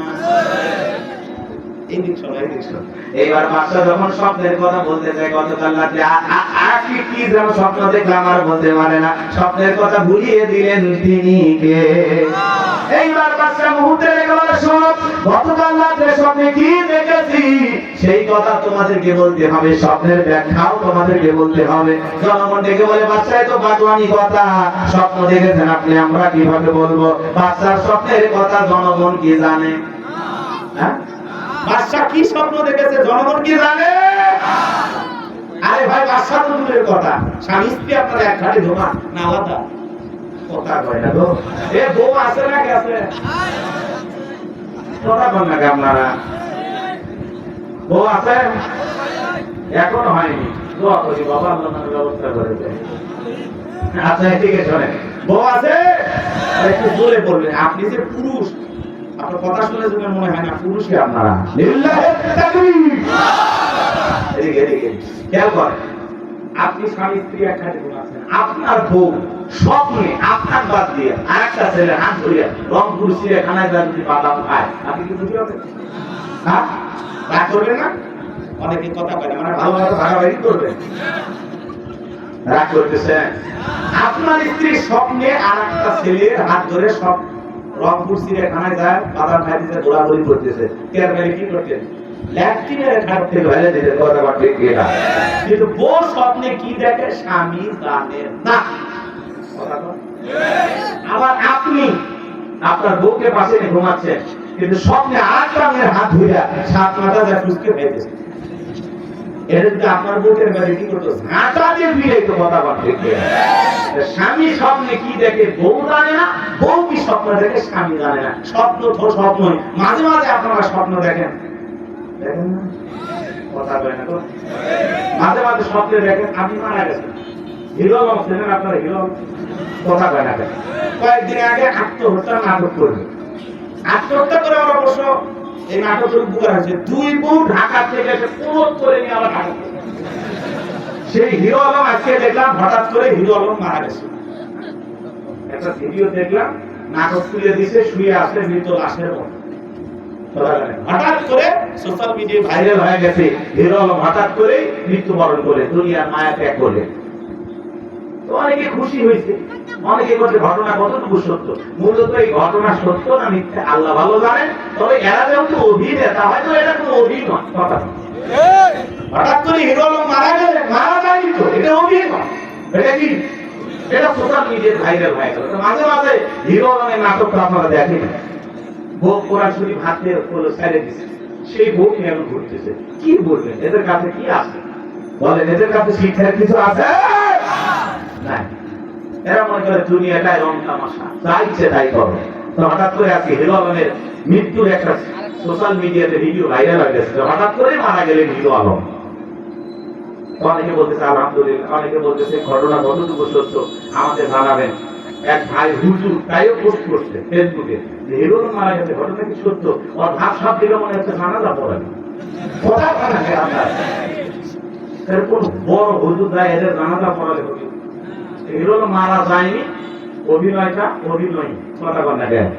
এদের নাটক সিনেমা করে হঠাৎ করে মারা যায়, আবার পরে নাটকে আবার জীবিত হয়ে যাবে। নাটক তো নাটকই, রাগ করতেছেন নাকি? তো মাঝে মাঝে স্বপ্নে দেখেন আপনি মারা গেছেন, ঘুমোতে ঘুরতে দেখেন না হিরো দেখবেন কালকে দেখবেন বলতেছে আমার সোশ্যাল মিডিয়াতে যে মৃত্যুর ভিডিওটা ভাইরাল হয়েছে ঘটনা সত্য না, এটা আমার একটা নাটকের শুটিং ছিল, হিরো কেন মারা গেল? আচ্ছা এদিকে আমাদের কেউ মাঝে মাঝে স্বপ্নে দেখে বাড়ি ঘরে আগুন লাগছে, ঘুমোতে করে দেখেন না সব ঠিক আছে। মাঝে মাঝে স্বপ্নে দেখে সাপ তাড়া করছে, ঘুমোতে করে দেখেন সাপ দিতে পাওয়া যায় না। স্বপ্নে আমরা অনেক কিছু দেখি, বিশেষ করে যুবকদের স্বপ্ন বা আসতে পারে। যে সমস্ত যুবক বিয়ে করে কিছু যুবক বলতে ধরুন আমাদের বউ নাই, ওরা আফসোস করিস না, যেভাবে নিয়ে মানুষকে সুখে রাখতেছে বউ কটা লাগে খালি টাকা রেডি করো। এখনকার মেয়ে মানুষ বোঝো না, টাকা থাকলে পুরো লোক বিয়ে করে, টাকা থাকা লাগবে। মোবাইলের এমবি তোরা টাকা নাই, বান্ধবী মিস কর মানে বলে এমবি তুলে দাও এক করতেছেন। এই শুনে শুনে নায়িকের ছবিতে পুরো ঘর ভরা গেছে, ঘুমানোর আগে নায়িকের ছবি দেখে আর বলে আরে এরকম নায়িকের মতো যদি ভূত দেখে জীবনটা ধন্য হয়ে গেছে। ঘুমের ঘরে থেকে ওই নায়িকের ঢুকেও কি যুবক আজকে যুব সমাজকে নষ্ট করার মূল যে হাতিয়ার, মূল যে ষড়যন্ত্র তার নাম হলো মোবাইল। কথা বল না কেন? এই মোবাইলের কারণে যুব সমাজ নষ্ট হয়ে গেছে, আপনার সন্তান নষ্ট হয়েছে, যে বিপদগামী হয়ে যাচ্ছে মোবাইল। টিকটক ভিডিও বানায় মোবাইল দিয়ে, কথা বল। এক ছেলে দেখলেন না টিকটক ভিডিও করতেছে, ছাদের উপর থেকে লাফ দিছে, আজরাইল এসে বলতেছে লাফ যখন দিয়ে ভিডিও করতেছিস দুনিয়া করবো কেন? আখিরাতে ভিডিও করার ব্যবস্থা করে দিয়েছে, কথা বল। একটা ছাদের উপর থেকে লাফ দিতে নিচে পড়ে আজরাইলের সাথে সাক্ষাৎ হয়ে গেছে। এরকম টিকটক করবে কত যুবক মারা যাচ্ছে, কথা বল না কেন? আছে না নাই আছে? রাগ করতেছেন আপনারা? এই মোবাইল যুব সমাজকে নষ্ট করছে, কথা বল ঠিক না? দেশে মোবাইল আইছে, চিঠি বন্ধ হইয়াছে, দিওয়ানা বানাইছে, পোলা মাইয়ার মনের কথা ভাসে বাতাসে। বলবো বলবো দেশে মোবাইল আইছে, চিঠি বন্ধ হইয়াছে, দিওয়ানা বানাইছে, পোলা মায়ের মনের কথা ভাসে বাতাসে। ও দেখো পোলা পানের মন বাধা ফেসবুকে এখন, মোবাইলে চ্যাটিং কইরা কাটায় সারাক্ষণ। এই মোবাইল পাইয়া দেখো মদনের মাইয়া, এই মোবাইল পাইয়া দেখো মদনের মাইয়া কি কাণ্ড ঘটাইছে, স্বামী সংসার রাইখা নাকি পলাইয়া গেছে, স্বামী সংসার রাইখা নাকি পলাইয়া গেছে। 2 বাচ্চার মা 4 বাচ্চার মা পরকীয়া প্রেম করে আরেকটা ছেলের হাত ধরে পালিয়ে যায়। আছে না নাই? যে নারী স্বামী রেখে সন্তান রেখে পরকীয়া প্রেম করে আরেকটা পর পুরুষের হাত ধরে পালিয়ে যায়, ওটা নারী না, ওটা পাশানি, ডাইনি, কামনাগিনী, বিশ্বাসঘাতক নারী। কেমনে পারলা মা, ও মা, ও বোন, কেমনে পারলা স্বামী রেখা সন্তান রেখা আরেকটা পর পুরুষের হাত ধরে? কেমনে পারো? নারী তুমি বহু রূপী। কথা বলা যায় শুধু কি নারীদেরই দোষ, পুরুষের দোষ না? এই ছেলে, তোমার স্ত্রীর সাথে যদি কেউ পরকীয়া প্রেম করে মাইনে নেবা? তোমার মায়ের সাথে যদি কেউ পরকীয়া প্রেম করে মাইনে নেবা?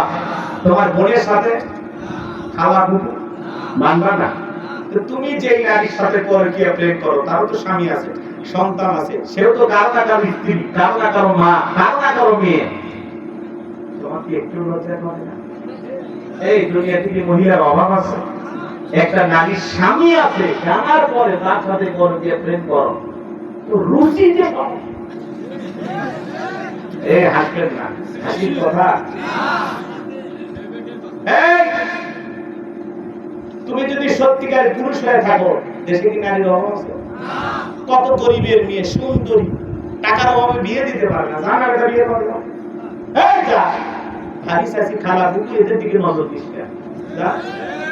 এই পাশের বাড়ি ভাবি দিকে নজর দিস কেন? ওই গরিব মেয়েটারে বিয়ে কর। কত বিধবা স্বামী পরিত্যক্তা নারী আছে, কেউ নাই দেখার, না অভিভাবকের দায়িত্বটা নিয়ে বিয়ে কর, আল্লাহ খুশি হবে। তুমি তা করবে না, তুমি পরকীয়া প্রেম করো। এই পরকীয়ার অভিশাপে হাজার হাজার পরিবার ধ্বংস, নারীও ধ্বংস, পুরুষও ধ্বংস। কথা বলে না কেন? এই পরকীয়ার ভাইরাস করোনা মহামারীর চাইতেও বিশাল ভাবে বাংলাদেশে ছড়িয়ে পড়ছে। রংপুরে অবশ্য এর হাওয়া লাগেনি, রংপুরে পরকীয়া প্রেম নাই, রংপুরে কেউ পালিয়ে যায় না। পালিয়ে বিয়ে করা অবশ্যই পালিয়ে বিবাহ করা হারাম। পালিয়ে বিবাহ করা কি চাইছে? এই জন্য ছেলে মেয়েদেরকে কন্ট্রোল করতে হলে টাচ মোবাইল কাটতে দেবেন। এই ওটা বসা করতেছেন কেন? 12:30 করা বই নাই, একটু অপেক্ষা করেন। কিন্তু যুবকদেরকে হালকা খাইজ না করলে হবে? এরা ঠিক, পুরো বাংলাদেশ ঠিক। কথা বলে ঠিক না? এই জন্য যুবক তোমাদের হাতে পায়ে অনুরোধ করি, বাবা বিবাহের আগে কোন ধরনের অবৈধ প্রেম ভালোবাসা করা যাবে না। মা বাবার পছন্দ মোতাবেক বিবাহ করবা, জীবনে শান্তি পাইবে। কথা বলে ঠিক না? কোন কোন যুবক আছে বিবাহ করেনি, মা বাবার পছন্দের মেয়েকে বিবাহ করবা, হাত তুলে দেখাও। আল্লাহ যুবকের হাত কবুল করে, ধরে বলেন আমি। অনেক যুবক বিবাহিত না, হাত তুলতেছে না, কারণ কথা দেওয়া আছে। এবার কোন যাবে না স্কুলে, কথা দেওয়া আছে। আল্লাহ যেন সমস্ত যুবক ভাইদের হেদায়েত দান করে। তোমাকে বলছি, মা বাবার অবাধ্য হয়ে বিয়ে করবা, প্রেম করে বিয়ে করবা, জীবনে কোনদিন সুখী হতে পারবা না, না না। মা বাবার অবাধ্য হয়ে পালিয়ে বিবাহ করে কোন যুবক সুখী হতে পারে না। এই জন্য মা বাবার অবাধ্য হবা, দুনিয়া আখিরাত দুইটাই হারাবা। কথা বলে ঠিক না? এটা মাতার পছন্দের মেয়েকে বিবাহ করবা, মা বাবার মনে কষ্ট দিয়া, মুরব্বীদের দোয়া না নিয়ে, মা বাবার দোয়া নিয়ে দাম্পত্য জীবনে কোন সন্তান সুখী হতে পারবে না। তাহলে মা বাবার দোয়া দরকার আছে। মা বাবার দোয়া আছে, যেখানে বরকত আছে, কল্যাণ আছে, ভাগ্য খুলবে। তাহলে বুঝু না কেন? 20 বছর বয়স হয়নি, বাড়িতে এসে বলে, মা উত্তর ঘর রাখি কি আমি কথা দিয়েছি, রাজি দেখলে 1 চাপু না হলে 2 চাপু। পিতা মাতা রাজি হয় না, পালিয়ে যা বিয়ে করে, কার কিছু রাজি করে। 3 মাস পরে ভালোবাসা জানলা ভেঙে বেরিয়ে গেছে। এখন বাড়ি ফোন দিয়ে বলে, আব্বা অনুমতি দিলে আসতে চাই। কথা বল, বুঝলো? সেই পরেই বুঝলো। আমার ভাইয়েরা রাখছে, দিল দিয়া কথাগুলো বোঝার চেষ্টা করবেন। বাবা স্বপ্ন তো স্বপ্নই, বাচ্চাদের স্বপ্ন দেখেছে, রাগ করছেন আপনারা। আর এই সমাজের মধ্যে সবচেয়ে নষ্ট করছে যেটা, সেটার নাম কি? মোবাইল। কথা বল, সন্তানদের হাতে হাতে মোবাইল দেওয়া যাবে। বিশেষ করে ছোট ছোট বাচ্চারা কিন্তু এখন মোবাইল আসক্ত। 6 মাস বয়স থেকে মা বাবা মোবাইল দিয়ে বাচ্চারা কান্না ঠান্ডা করে, কার্টুন দিয়া, বিভিন্ন ভিডিও দিয়ে বলে, বাবা দেখো দেখো। তার উপর আবার এই দেশে আবার একটা নতুন করে মোবাইলের অ্যাপ বের হয়েছে, গজব, এআই। কথা কয় না কেন? অনেকে বলতেছেন এটা দাজ্জালের হাতিয়ার। এআই অ্যাপ দিয়ে আপনার মতো চেহারা, আপনার মতো কন্ট্রোল করে ভিডিও বানাইতেছে। আপনি ফেসবুকে ছবি ছাড়ছেন পোশাক সহ, এআই অ্যাপের মাধ্যমে আপনার শরীর থেকে পোশাক খুলে দেবে, আপনি অবাক হয়ে যাবেন।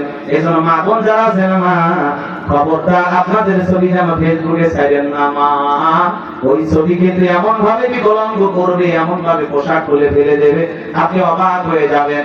আপনার এই উলঙ্গ ছবি ব্যবহার করে আপনাকে ব্ল্যাকমেইল করতে পারে।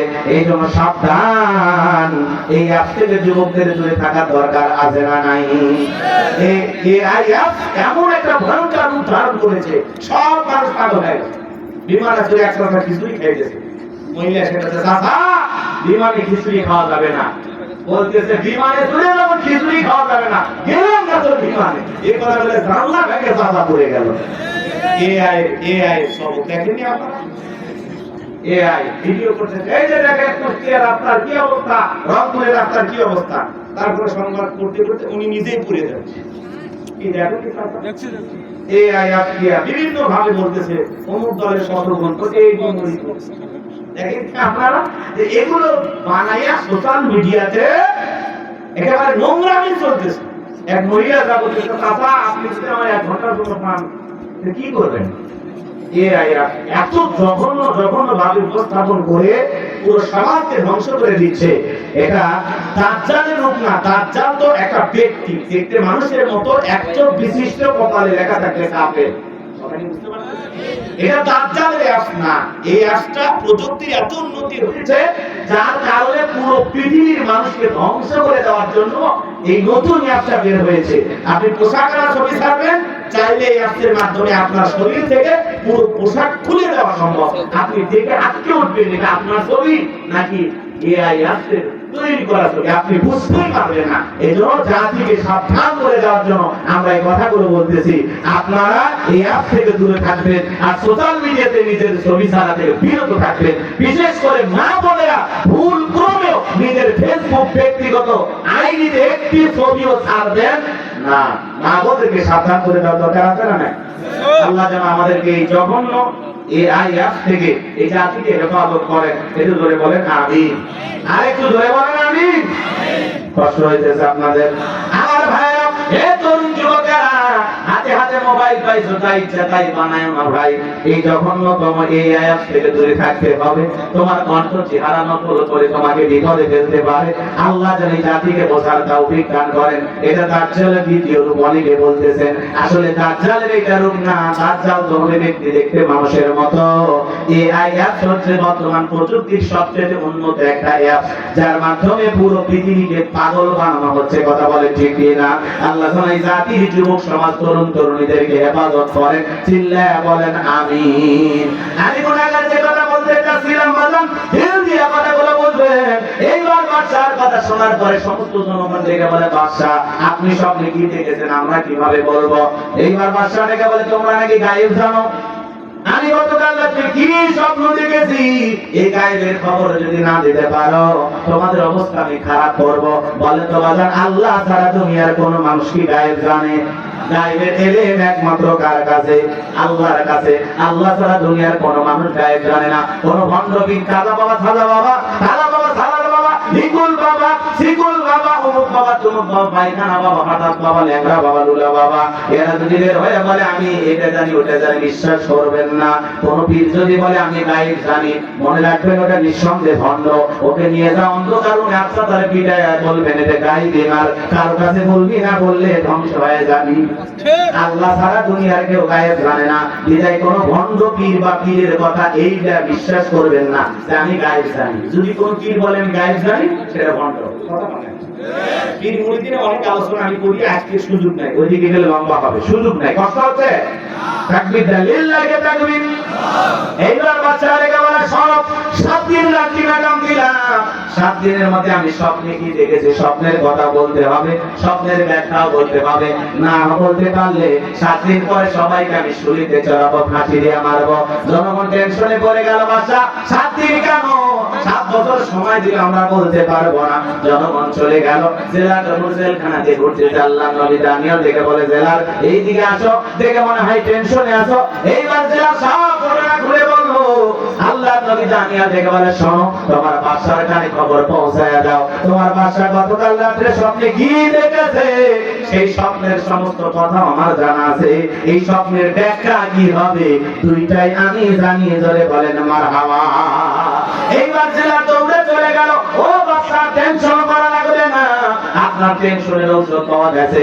আপনি গতকাল রাত্রে স্বপ্নে কি দেখেছেন, এই স্বপ্নের ব্যাখ্যা কি হবে দুইটাই জানি। যেখানে একজন কয়েদি আছে, বলে তাড়াতাড়ি করে যাও, বাজান কই, বাজানকে আমার সামনে নিয়ে আসো, খেলার নাম বাবাজি। এইবার নবী দানিয়েলকে যখন বলা হলো, ও আল্লাহ নবী দানিয়েল, বাদশা তোমাকে ডেকেছি। আল্লাহ নবী দানিয়েল দেখে বলে, শোনো আমার 70,000 উম্মতকে গ্রেফতার করা হয়েছে, তাদেরকে বের করে না দেওয়া পর্যন্ত আমি বাদশার সামনে যাব না। এইবার জেলার যায় বলে, বাদশা তার একটা শর্ত আছে, তার নাকি 70,000 লোককে গ্রেফতার করা হয়েছে, তাদেরকে বের না করে দেওয়া পর্যন্ত সে আপনার সামনে আসবে না। এইবার বাদশা বক্সের আসর দেখে বলে, হে জেলা তাড়াতাড়ি করে দাও, ওই জেলাটা যদি যায় এই জেলখানা কেন তামাম পৃথিবীর জেলখানার আসামি ছেড়ে দিতে রাজি। বাজান যা বলে তুমি তাই করো। এইবার আল্লাহর নবী দানিয়েল আলাইহিস সালামের ৭০,০০০ উম্মতকে জেলখানা থেকে বের করে দেওয়া হলো। সবার শেষে আল্লাহর নবী দানিয়েল জেলখানা থেকে বের হলো। আল্লাহু আকবার বলেন। নেতৃত্ব যদি শেখা লাগে, নবীদের কাছ থেকে শেখা লাগবে। আপনি নেতার পিছনে স্লোগান দিতে গেলেন, অমুক নেতার চরিত্র ফুলের মতো পবিত্র। নেতাবাজি খান, ট্যাবলেট খান, ট্যাবলেট খান, ট্যাবলেট খান, যেখানে আমরা আছি সেখানে ট্যাবলেট খান। কবরে তোমরা কেন বলে নেতারা মিছিল করতে গিয়ে রংপুর সাতমাথা থেকে ১০৫ জনকে পুলিশ ধরে নিয়ে গেল, নেতা সহ। উদাহরণ একদম আপনাদেরকে বুঝানো। এখন নেতার তো টাকার পাওয়ার অভাব নাই। বাজার সকালে জেলখানায় ঢোকে, বিকেলে বের হয়। জেলখানা তার কাছে শ্বশুর বাড়ির মতো, যখন তখন ঢোকে আর বের হয়। দেখেন না সৈরাচার জালেমের লোকেরা জেলখানায় আছে, কি সুন্দর হাসি, কি মাখামাখি, মাঝে মাঝে হাতে হাত করা থাকে না। হ্যালো আর আলেমদেরকে জেলখানায় নিয়ে যেত, হাতে পায়ে ডান্ডা বড়ি, মাথায় হেলমেট, এমন ভাবে জাতির সামনে নিয়ে আসা হতো মনে হয় পৃথিবীর সবচেয়ে বড় সন্ত্রাসী। আমরা কিন্তু ভুলিনি। ওই এমপি মন্ত্রীদের মুখে হাসি দেখলে বোঝা যায় দুনিয়ার এই বাহিরের চাইতে ভিতরে মনে হয় বেশি ভালো আছে। কি হাসি একে চলে, একই কমে। আর হুজুরদেরকে ধরে নিতে খারাপ হুজুর পিটিয়ে ভাঙিয়ে হুইল চেয়ারে বসে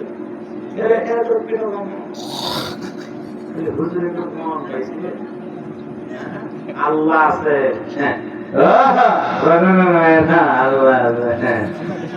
কার সাথে কি করতেছে কি ভাই খারাপ কিছু ধীরে ধীরে কথাগুলো বোঝার চেষ্টা করবেন, মনোযোগ দিয়ে কথাগুলো শুনে যান। বাবা নেতা জেলখানা থেকে বের হয়ে আসলো। নেতা যদি সত্যিকারে জনগণের দুঃখ দুর্দশা বুঝতো, আপনার প্রেম ভালোবাসা পালন করে থাকতো, ডেকে বলতে শোনো আমার জামিনের ব্যবস্থা আগে করা লাগবে না। এরা রিক্সা চালায়, ভ্যান চালায়, মাঠে খেতে কাজ করে, এরা আমাকে মহাব্বত করতে মিছিল করতে আসে, বিনা দোষীদেরকে গ্রেফতার করেছে। আমার একটা কর্মী জেলখানায় থাকা অবস্থায় আমি সলিমুদ্দিন খান নেতা বাহিরে যাব না। এটা হলো নেতা। আর আপনার কি বলে দিলে জেলখানায় রেখে চলে আসে, আর আপনার বউ বাচ্চা বাড়িতে ভাত পায় না, মানুষের কাছে হাত পাতে, আমার স্বামী জেলখানায় কিন্তু দেন।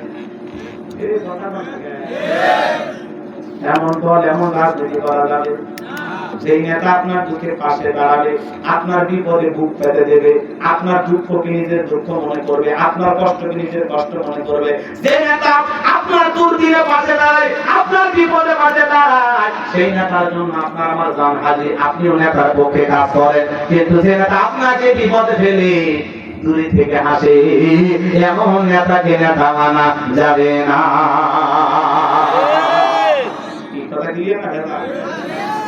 এই জন্য বুঝে শুনে স্লোগান দেন, যেই নেতা আপনার দুর্দিনে আপনার পরিবারের পাশে দাঁড়াবে। আপনি 6 মাস জেলখানায়, আপনার স্ত্রী আপনার সন্তানের মুখে খাবার তুলে দেবে, আপনার সন্তানের স্কুলের খরচ দেবে, কথা বল ঠিক। আর আপনার বিপদে ফেলে তামাশা দেবে।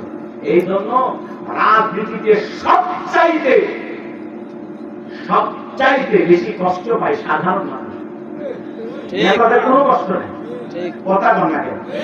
এদিকেও শান্তি, ওদিকেও শান্তি, শান্তি শান্তি। আর যত দুঃখ দুর্দশা, মিছিল মিটিং, হরতাল অবরোধ, যা কিছু করে মারামারি কাটাকাটি, এক পক্ষে আর এক পক্ষে সংঘর্ষ, যা সব জনগণ। কোন নেতা এসে দেখছেন লাঠিতে মারামারি করে? বড় বড় নেতা এসে মাথা ফাটাচ্ছে না। মাথায় কার মাথা? আপনি আমার মাথা বানান, আমি আপনার মাথা বানান। আর মাঝখানে ওরা বসে বলে আমার একটা দলের কর্মী হুক মিছিলে আহত হয়ে হাসপাতালে চিকিৎসাধীন অবস্থায় মারা গেছে, আমি গভীর শোক প্রকাশ করছি। ঠিক প্রকাশ করলে হবে? ওই শোকের ডায়লগ না দিয়ে যদি বলতো আমার দলের একজন কর্মী মারা গেছে, আমি শুনেছি তার স্ত্রী আছে, তার সন্তান আছে, তার পরিবারের জন্য আমাদের দলের পক্ষ থেকে 2 কোটি টাকা বরাদ্দ দেওয়া হলো, তা বলে না। শোক প্রকাশ করে ফুলের মালা গেছে, কি আছে? দোয়া হবে, দোয়া হবে।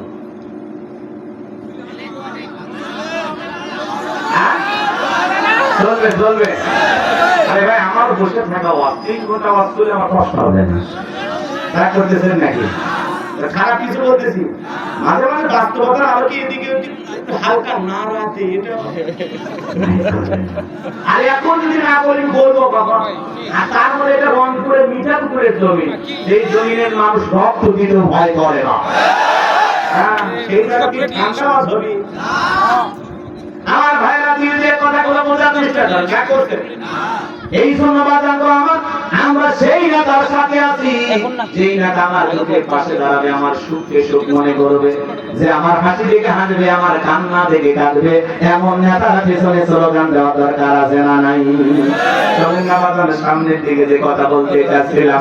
এইবার আল্লাহ নবী সাল্লাল্লাহু যখন জালেম বাদশা মুক্তানাসরের দরবারে প্রবেশ করবেন, দরবারে ঢোকার রাস্তা নাই, এমন বাজান গো আমার গেটটা এমন ভাবে বানাইছে যে মানুষ প্রবেশ করুক না কেন মাথা মতো করতে হয়। আল্লাহ নবী কি কোন জালেমের কাছে মাথা নত করতে পারে? মাথা নত করতে পারে না। মনে রাখবেন বাজান, আল্লাহ ছাড়া দুনিয়ার কোন জালেমের কাছে মাথা নত করা যাবে না। দেহটাকে আরো সাথে বললেন কৌশল করে, মাথাটাকে উঁচু করে। আল্লাহ নবী জানেন সালাম যখন প্রবেশ করলেন, দৃশ্যটা দেখার পরে বাদশা মুক্তানাসর ডেকে বলে, বাজান সবাই প্রবেশ করে মাথাটা নত করে, তুমি কেন মাথা নত করলা না?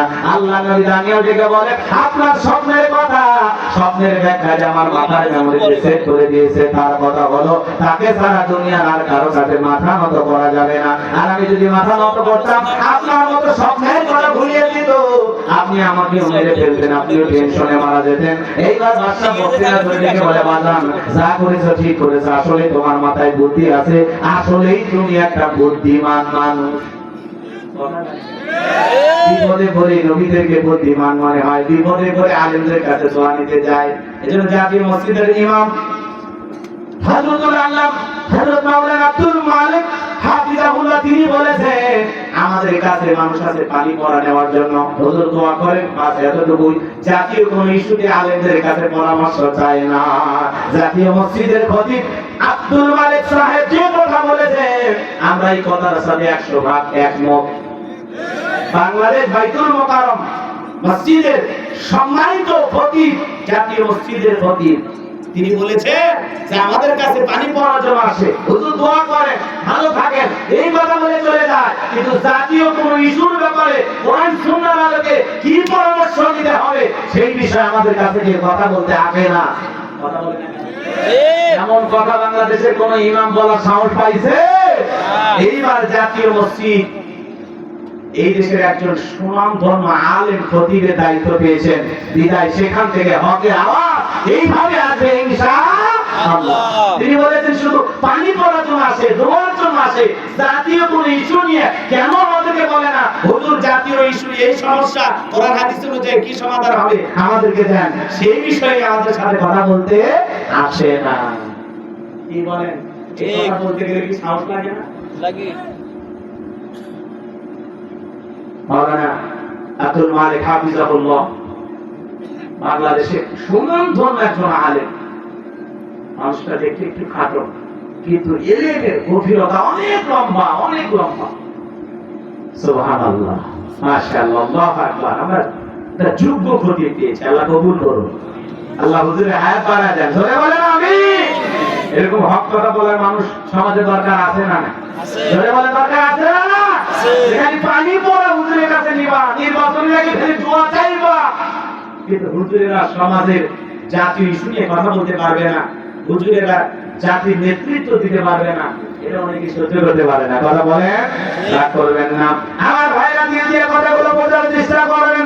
এইবার আল্লাহ নবী আলাইহিস সালামের জন্য বাদশা মুক্তানাসর চেয়ার ছেড়ে দিল, নিজে চেয়ার থেকে উঠলেন, আল্লাহ নবী আলাইহিস সালামকে চেয়ারে বসায়া দিলেন। তাহলে বলেন তো বাজান, জেলখানা থেকে বের করে চেয়ারে বসায়া দেন তিনি কে? একটু জোরে কর, সে আল্লাহ তো আছে না নাই? বয়স বাড়ছে, আউযুবিল্লাহ, আস্তাগফিরুল্লাহ। সে আল্লাহ আছে, সেটা আমাদের অস্থিরতা বড় বেশি, আমরা অস্থির হয়ে যাই। সবর করতে হবে, ধৈর্য ধারণ করতে হবে। আল্লাহ সময় মতো আসমান থেকে খেলা ঘোরায় দিবে। কথা বলেন ঠিক না? এইবার শোনেন, আল্লাহ নবী আলাইহিস সালাম বাদশাহীর চেহারে বসলেন। বাদশা বলতেছে, বাবা তাড়াতাড়ি করে বলো আমি আমি স্বপ্নে কি দেখেছি, আল্লাহ নবী আলাইহিস সালাম এইবার স্বপ্নের কথা বলবেন, স্বপ্নের ব্যাখ্যা বলবেন। আপনারা কি শুনবেন?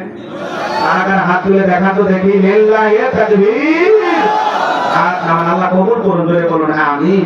আরেকটা আয়াত আমি তেলাওয়াত করেছি, সেই আয়াতের জন্য 10টা মিনিট আপনাদের কাছে চাই।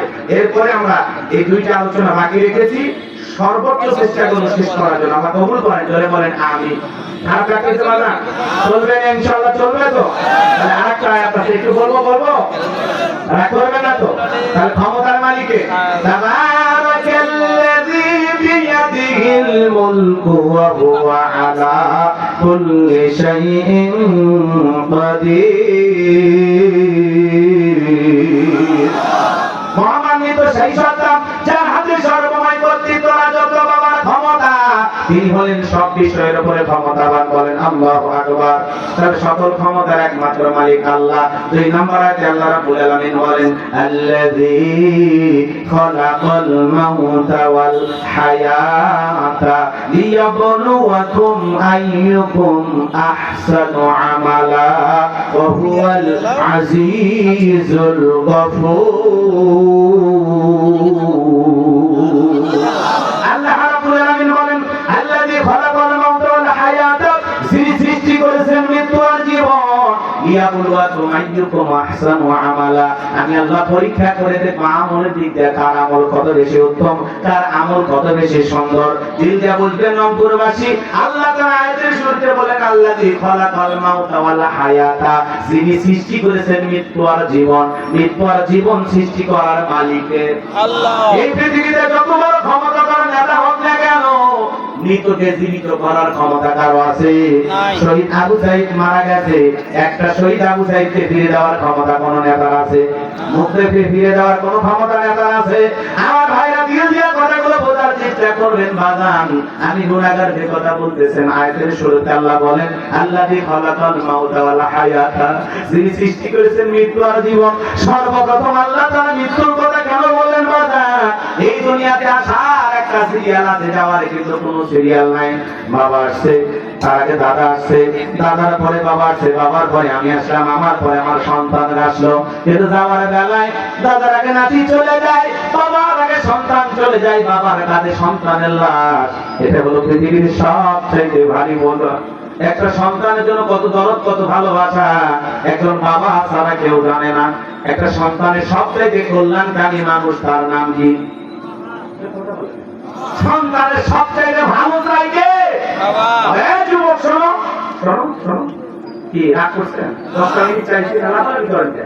একজন বাবা কেমন বাবা দেখেন, ঢাকা ধামরাইয়ের এক বাবা, ছেলের বিবাহ ঠিক হয়ে গেছে, কিন্তু হঠাৎ বাবার কাছে এমন একটা ভিডিও লোকজন দেখাই রয়েছে, দেখেন আপনার ছেলের বইয়ের ঘুরে ঘুরে নাচ, এমন নাচানাচি করতেছে। মেয়েটা স্কুলে একটা অনুষ্ঠানে, কলেজের একটা অনুষ্ঠানে নাচানাচি করেছে, এমন লাফালাফি করে নাচানাচি করেছে। বাবা সঙ্গে সঙ্গে কন্যা পক্ষের লোককে ফোন দিয়ে বলে শোনেন, আপনার মেয়ে যে নাচের ভিডিও দেখলাম, এমন নাচনেওয়ালিকে আমি আমার ছেলের বউ বানাতে পারবো না। আল্লাহু আকবার। এমন বাবাকে সেলুট দেওয়া যায়, সেলুট দেওয়া যায়। কথা বলেন না কেন? যে কোন নাচনেওয়ালিকে আমার ছেলের বউ বানাবো না, বলতেছে আপনি এই মুহূর্তে বিবাহ ভেঙে দিচ্ছেন, কন্যা পক্ষের পক্ষ থেকে হুমকি দেওয়া হচ্ছে, আপনার বিরুদ্ধে মামলা করা হবে। ছেলের বাবা বলতেছে মামলা কেন? আমাকে যদি ফাঁসিও দেওয়া হয়, এমন নাচনেওয়ালিকে সেই নিয়ে উল্টা পাল্টা রাখতে পারে, এমন মেয়েকে আমার ছেলের বউ বানাবো। আল্লাহু আকবার। বাবা কারে বলে? একটা আসলের বাপছে বুঝলা নাকি কথাটা? মেয়ে নাচতেছে, উড়ে ঘুরে নাচ, সেই নাচ সোশ্যাল মিডিয়ায় ভিডিও ভাইরাল হয়ে গেছে। যেই বউ এরকম নাচতে পারে, ওই বউ বাড়ি চালে কি করবে? কথা কয় পুরো বাড়িতে নাচানাচি করে তুলে বসাবে না? এরকম আদর্শ বাবা দরকার। আজকের কিছু ডিজিটাল বাবা আছে, এগুলোকে পছন্দ করে। আমি ধামরাই সে বাবাকে ধন্যবাদ জানাই, মাহফিল থেকে সালাম জানাই। বাবা আপনাকে সালাম। আপনার মতো বাবা যেন প্রত্যেকটা ঘরে ঘরে থাকে। কথা বলে ঠিক এরা ছেলের বউ নাচানাচি করবে, উল্টা পাল্টা নোংরামি করবে, টিকটক ভিডিও বানাবে, এমন মেয়েকে পুত্রবধূ বানানো যাবে না। কথা বলে ঠিক এরা। এই জন্য সাবধান বাবারা, সাবধান। ছেলের বউ বানাবেন নেককার, নামাজি, আল্লাহওয়ালা, কোরআন পড়ে এমন মেয়েকে ছেলের বউ বানাইতে হবে। কথা বলে ঠিক কি? মেয়ে টিকটক ভিডিও করবে, নাচবে, দুষ্ট উকিল গাঙ্গায় দাঁড়াবে, এমন মেয়েকে ছেলের বউ বানাইলে ওই মেয়ে কখনো শ্বশুরের মুখে, শ্বশুরের প্লেটে ভাত গাড়িয়ে দেবে না। কথা বলে ঠিক না? এরা কখনো শ্বশুর শাশুড়ি খেদমত করবে না, শ্বশুর শাশুড়িকে এরা কখনো সেবা করবে না। এই জন্য আমরা এর যে বিবাহের মেয়ের নাচ ভিডিও দেখে বাবা যে বিবাহটা ক্যান্সেল করেছে, বিবাহ বাতিল করেছে, যে এই মেয়েকে আমার ছেলের বউ বানাবো না, সেই বাবাকে আমরা ধন্যবাদ জানাই। কথা বলে ঠিক না? আমি যে কথা বলতে যাচ্ছিলাম বাজান, এই দুনিয়ার রং তামাশা আপনি আমি ব্যস্ত হয়ে গেছি। দুনিয়া কিন্তু চিরকাল থাকার জায়গা না। কুল্লু নাফসিন যায়িকাতুল মাউত, প্রত্যেক প্রাণীকে মৃত্যুর স্বাদ গ্রহণ করা লাগবে। এ বাজান, এই স্বাদটা হলো দুই প্রকারের। মিষ্টি খেলে যেমন মিঠা লাগে, নিম পাতা খেলে যেমন তিতা লাগে। মৃত্যুটা হলে এরকম বাজান, এই দুনিয়াতে যারা নেককার বান্দা হবে, যারা নেক আমল করবে, যাদের নেক আমলের পাল্লা ভারী হবে, এই দুনিয়ার জমিনে যারা নেককার বান্দা বাজান, তাদের মৃত্যুর সময় কেমন হবে জানেন? মায়ের কোলে দুধ পান করতে করতে শিশুটা যেমন ঘুমের মধ্যে চলে যায়, যারা ঈমানদার তারা তেমনি ভাবে দুনিয়া থেকে বিদায় নেবে, টেরও পাবে না। বলুন সুবহানাল্লাহ। কিন্তু যারা নাফরমান গুনাহগার, যারা অবাধ্য গোলাম, যারা দুনিয়া থেকে বলে খাও না, ফুর্তি করো, দুনিয়াটা মস্ত বড়, দুনিয়ার রং তামাশায় ব্যস্ত হয়ে থাকবে, নাচ গান অশ্লীলতা নিয়ে ব্যস্ত হয়ে থাকবে, যারা মিসগাইড হবে, ভুল পথে পরিচালিত হবে, শয়তানের ধোঁকায় পড়ে বোকা সাজবে বাজান গো আমার, ওই সমস্ত মানুষেরা যখন মৃত্যুবরণ করবে, দেখেন না কত মানুষ মৃত্যুর সময় চোখগুলো বড় বড় হয়ে যায়, কত মানুষ দেখেন না মৃত্যুর সময় পেশাব পায়খানা করে দেয়, কত মানুষ দেখেন না মৃত্যুর 6 মাস আগে বন্ধ হয়ে যায়, কত মানুষ দেখেন না বাজান শরবত বানায় সন্তানরা মুখে তুলে দেয় চামচ দিয়ে, ক্যালসি বেবে পড়ে যায়, খাওয়ারও শক্তি থাকে না। মৃত্যুর যন্ত্রণা যে কত কঠিন। যুবক, তুমি কি মনে করো তুমি মারা যাইবা না? পাশে কবরস্থান রে যুবক, কবরস্থানে উদ্যোগে আজকে মাহফিল, খবর কিন্তু তোমার আমার জীবনের শেষ ঠিকানা। দেখে মাটি বামে মাটি, মাটির হবে বিছানা, ওপরেতে বাঁশের ছাউনি, কবর নাম তার ঠিকানা। ওই কবর বড় কঠিন জায়গা।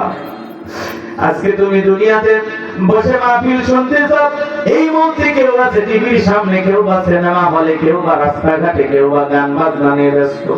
কার কখন মৃত্যু হবে? তোমার মতো যুবক পিকনিকে গিয়ে মারা গেল, তোমার মতো যুবক সমুদ্রের সৈকতে বেড়াইতে গিয়ে মারা গেল। হে যুবক, তুমি কি মনে করো মরবা না? আল্লাহ বলে নাই না মাতা কুনু ইদরিকুমুল মাউত ওয়ালাউ কুনতুম ফি বুরুজিন মুশাইয়াদা। সূরা নিসার ৭৮ নম্বর আয়াত। আল্লাহ রাব্বুল আলামিন জানিয়ে দিলেন, যেখানে থাকো, যে অবস্থায় থাকো, মৃত্যু তোমাদেরকে ধরবে, মৃত্যু থেকে পালানোর কোনো রাস্তা খোলা নাই। যুবক রে, তোমার মতো কত যুবক মোটরসাইকেল নিয়ে সেলফি তুললো দোস্ত রে, বাবার কাছ থেকে আজকে অনেকদিন পরে বাইক পাইছি, সকালবেলা সেলফি তুললো, বিকেল রাত ট্রাকের তলে চলে গেল, লাশটাও খুঁজে পাওয়া গেল না, মাথা এক জায়গায়, হাত এক জায়গায়, পা এক জায়গায়। এইভাবে কত মানুষ মারা যাইতেছে যুবক, মৃত্যু খুব নিকটবর্তী। এই যে চোখের পলকটা ফেলাইলাম, আর একটা ফেলাইতে পারবো কিনা, এই কাঠটা ঘুরাইলাম, পরে এই কাঠটা ঘুরাইতে পারবো কিনা জানি না। মৃত্যু এত নিকটে, মৃত্যু থেকে কেউ পালাইতে পারবে না। মৃত্যুর যন্ত্রণা কত কঠিন জানো? আল্লাহ নবী ইদ্রিস আলাইহিস সালামকে জিজ্ঞাসা করা হয়েছিল, ও আল্লাহ নবী ইদ্রিস, মৃত্যুর যন্ত্রণা আপনার কাছে কেমন মনে হয়েছে? আল্লাহ নবী ইদ্রিস আলাইহিস সালাম থেকে বলেন, জ্যান্ত ছাগলের গা থেকে চামড়া খসাইলে ছাগলের যেমন কষ্ট হয়, আমার কাছে মৃত্যুর যন্ত্রণা তেমনি কষ্টকর মনে হয়েছে। একটা নবীর কাছে যদি মৃত্যুর যন্ত্রণা এমন মনে হয়, রংপুরের মুসলমান বাবাজিরা, আপনার আমার মৃত্যু কতটা ভয়ঙ্কর হবে আপনি কি জানেন? একটু কি চিন্তা করেছেন বাজান? আল্লাহ নবী মুহাম্মদ রাসূলুল্লাহ সাল্লাল্লাহু আলাইহি সাল্লাম ইন্তিকালের পূর্বে কেমন ঘটনা ঘটেছিল বাজান, দিন না মন করে কথাগুলো শুনে যান। নবীজি আমার অসুস্থ, হযরতে ফাতেমা চোখে চোখের পানি ছেড়ে দিয়ে কান্না করতেছেন। মেয়ের চোখের পানি দেখে নবী আমার সহ্য করতে পারলেন না, ডেকে বলে মা ফাতেমা আয় আয় আমার কাছে আয় মা, তোর চোখের পানি আমি সহ্য করতে পারি না। নবী আমার ডেকে বলে ও মা ফাতেমা কানটা আমার মুখের কাছে লাগা দে মা। নবীজি ফিসফিস করে কি যেন বললেন, হযরতে ফাতেমার কান্না বন্ধ হয়ে গেল। আম্মা জান আয়েশা ডেকে বলে ও আমার মেয়ে ফাতেমা তোমার আব্বা জানে কি এমন বলেছে মা যার কারণে তোমার কান্না বন্ধ হয়ে গেল? হযরতে ফাতেমা ডেকে বলে মা বাবা আমাকে বলেছেন বাবার ইন্তেকালের পরে সর্বপ্রথম বাবার সাথে আমার সাক্ষাৎ হবে। আমি বুঝতে পেরেছি মা বাবার ইন্তেকালের পরে দুনিয়াতে বেশি দিন আমাকে আর বাঁচা লাগবে না। নবীজি ইন্তেকালের মাত্র 6 মাসের ব্যবধানে হযরতে ফাতেমা ইন্তেকাল করেছিলেন। লম্বা হবে বাজান সেই দিকে আমি যাব না। মা বোন যারা শুনতেছেন মা দিলটা গরম করে গুনাহগারের কথাগুলো শুনে যান।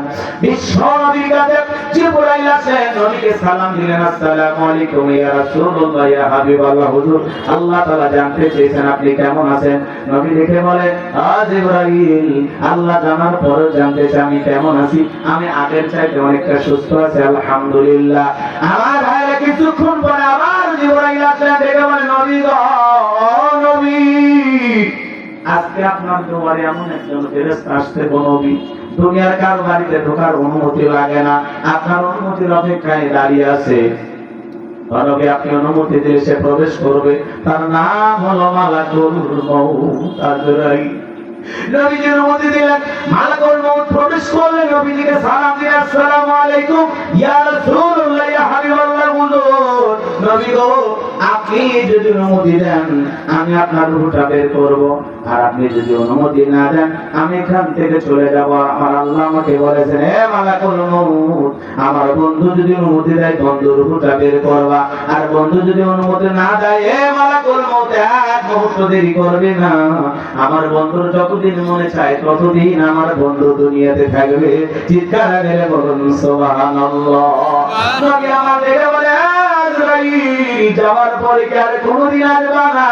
ডেকে বলে নবী আল্লাহ তাআলা ভালো যেদিন আদেশ করবেন আমি সেদিন আসবো। নবী আমার ডেকে বলে মালাকুল মউত দ্বিতীয়বার আর আশা লাগবে না, তুমি তোমার দায়িত্ব পালন করো। নবী যখন অনুমতি দিলেন, মালাকুল মউত যখন বিশ্ব নবীর রূহটা বের করার জন্য বুকের উপরে হাত রেখে দিয়েছেন, নবী আমার চোখের পানি ছেড়ে যে কাঁদে, আর ডেকে বলে মালাকুল মউত সহ্য হয় না রে, তাড়াতাড়ি বুকের উপর থেকে হাত সরায়া নাও, আমি সহ্য করতে পারি। মালাকুল মউত যখন দুইটা হাত সরায়া দিল, নবী আমার দেখে বলে মালাকুল মউত এই যদি হয় মৃত্যুর যত্ন না, এই যদি হয় মৃত্যুর কষ্ট আমার উম্মতের সহ্য করতে পারবে না। কথা দে মালাকুল মউত আমার উম্মতকে কষ্ট দিবি না। কেমন মায়ার নবী পাইছি, মৃত্যুর আগে উম্মতের কথা বলে না। মালাকুল মউত বলে নবী কথা দিলাম আপনার উম্মতের মধ্যে যারা ঈমানদার আপনার আদর্শ মেনে চলবে, আল্লাহর বিধান মোতাবেক চলবে, তাদের রূহটা বের করার সময় আমি হেসান করব। বলে নবী বিশ্বাস করেন এই পৃথিবীর সবচাইতে কম কষ্ট দিয়ে আপনার রূহটা আমি বের করার চেষ্টা করতেছি। আমার আল্লাহ বারবার বলেছেন হে মালাকুল মউত আজকে এমন একজন মানুষের কাছে যাবি যেই মানুষটাকে আমি আল্লাহ বড় বেশি ভালোবাসি। বিশ্বাস করেন নবী দুনিয়ার সব চাইতে কম কষ্ট দিয়ে আপনার রূহটা আমি বের করার চেষ্টা করতেছি। নবী আমার ডেকে বলে মালাকুল মউত এই যদি হয় দুনিয়ার সবচেয়ে কম কষ্ট আমার উম্মতেরা সহ্য করতে পারবে না। দ্বিতীয়বার যখন নবীজির রূহটা বের করার জন্য বুকের উপরে হাত রেখে দিয়েছেন, নবী আবার অঝরে চোখের পানি ছেড়ে দিয়ে কাঁদেন, আর দেখে বলে হে মালাকুল মউত তাড়াতাড়ি হাত সরায় নাও, আর সহ্য হয় না। নবী আমার দিকে বলে মালাকুল মউত আমার কাছে মনে কর উহুদ পাহাড় আমার বুকে বুকের উপরে চেপে ধরা হয়েছে, এত কষ্ট আমার কাছে লাগে। নবীর কাছে যদি মৃত্যুর যন্ত্রণা এমন কষ্টকর মনে হয়, ও রংপুর মিঠাপুকুরের মুসলমানেরা, আপনার আমার মৃত্যুর যন্ত্রণা কত কষ্টকর হইতে পারে একটু চিন্তা করা দরকার আছে না নাই? ভাইরে ভাই, প্রতিদিন তো ঘুমানোর আগে 2টা মিনিট বালিশে মাথা রেখে ঠান্ডা মাথায় চিন্তা করবেন, হঠাৎ যদি মালাকুল মউত চলে আসে, আপনি প্রস্তুতি গ্রহণ করছেন কিনা? দিল দিয়ে কথাগুলো শুনে যান বাজার। দ্বিতীয়বার যখন হাত রেখে দিয়েছেন, নবীজির রূহটা যখন বের হয়ে যাচ্ছে, নবীজির রূহটা যখন বের হয়ে যাচ্ছে, এমন মুহূর্তে নবী উম্মতের উদ্দেশ্যে বলে গেলেন, ও আমার উম্মতেরা, সালাত সালাত, নামাজ নামাজ নামাজ ছাইরো না। নবীজির রূহটা বের হয়ে যাচ্ছে, এমন মুহূর্তে নবী উম্মতের উদ্দেশ্যে বলে গেলেন, ও আমার উম্মতেরা, সালাত সালাত, নামাজ নামাজ নামাজ ছাইরো না। নবীর জীবনের শেষ কথাটা কি আমরা আমল করতে পারবো? বলেন করব? আজকের মাহফিল থেকে তারা যারা 5 ওয়াক্ত নামাজ আদায় করবেন, আল্লাহকে হাত তুলে দেখান, আল্লাহ আমাদেরকে 5 ওয়াক্ত নামাজি বানায় দাও। জোরে বলেন আমিন। আমিন। আর একটু জোরে বলেন আমিন। আমিন। হাতটা মানাবার ভাইরা, লম্বা হলে লম্বা করবো না। এই জন্য আল্লাহ রাব্বুল আলামিন বলেন, আল্লাযী খালাকাল মাউতা ওয়াল হায়াতা লিয়াবলুয়াকুম আইয়ুকুম আহসানু আমালা ওয়া হুয়াল আজিজুল গফুর।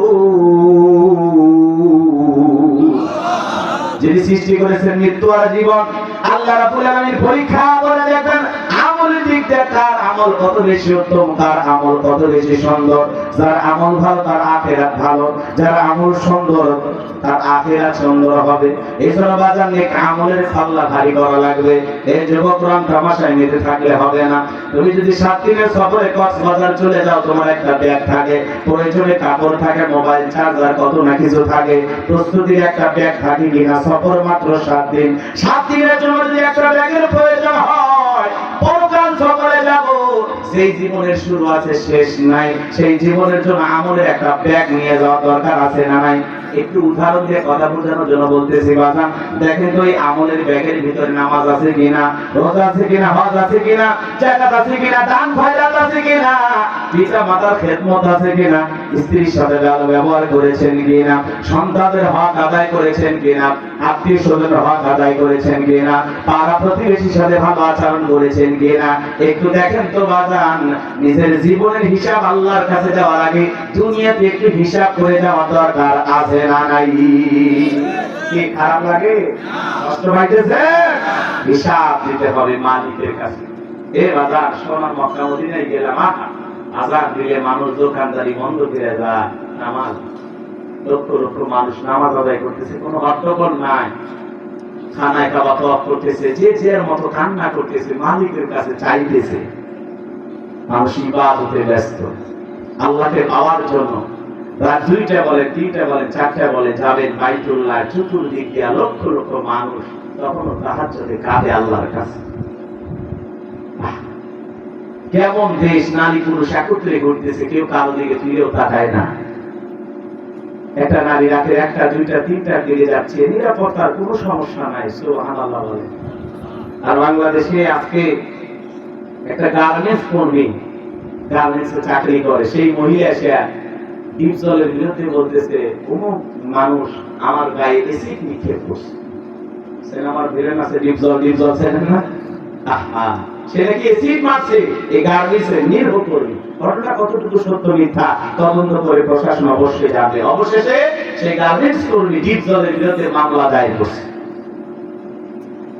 তাহলে চিন্তা করেন, একটা সিনেমার ভিলেন সিনেমাতে অভিনয় করে, তার সাথে এক নারী সাক্ষাৎ করতে গেছে, ভক্ত তো আবেগে সাক্ষাৎ করতে গেছে।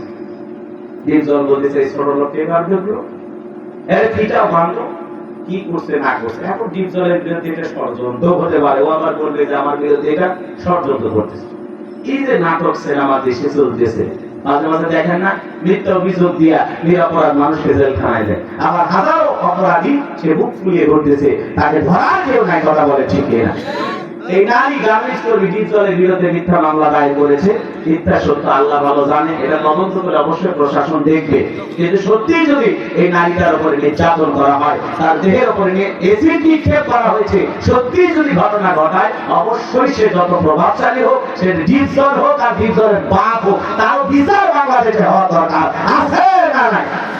আরে নারী যদি ষড়যন্ত্রকারী হয়, তারও বিচার হওয়া দরকার আছে না নাই? তো দেখেন, একটা নারীর নিরাপত্তা নাই, ছোট শিশুর নিরাপত্তা নাই, টাকা পয়সার নিরাপত্তা নাই।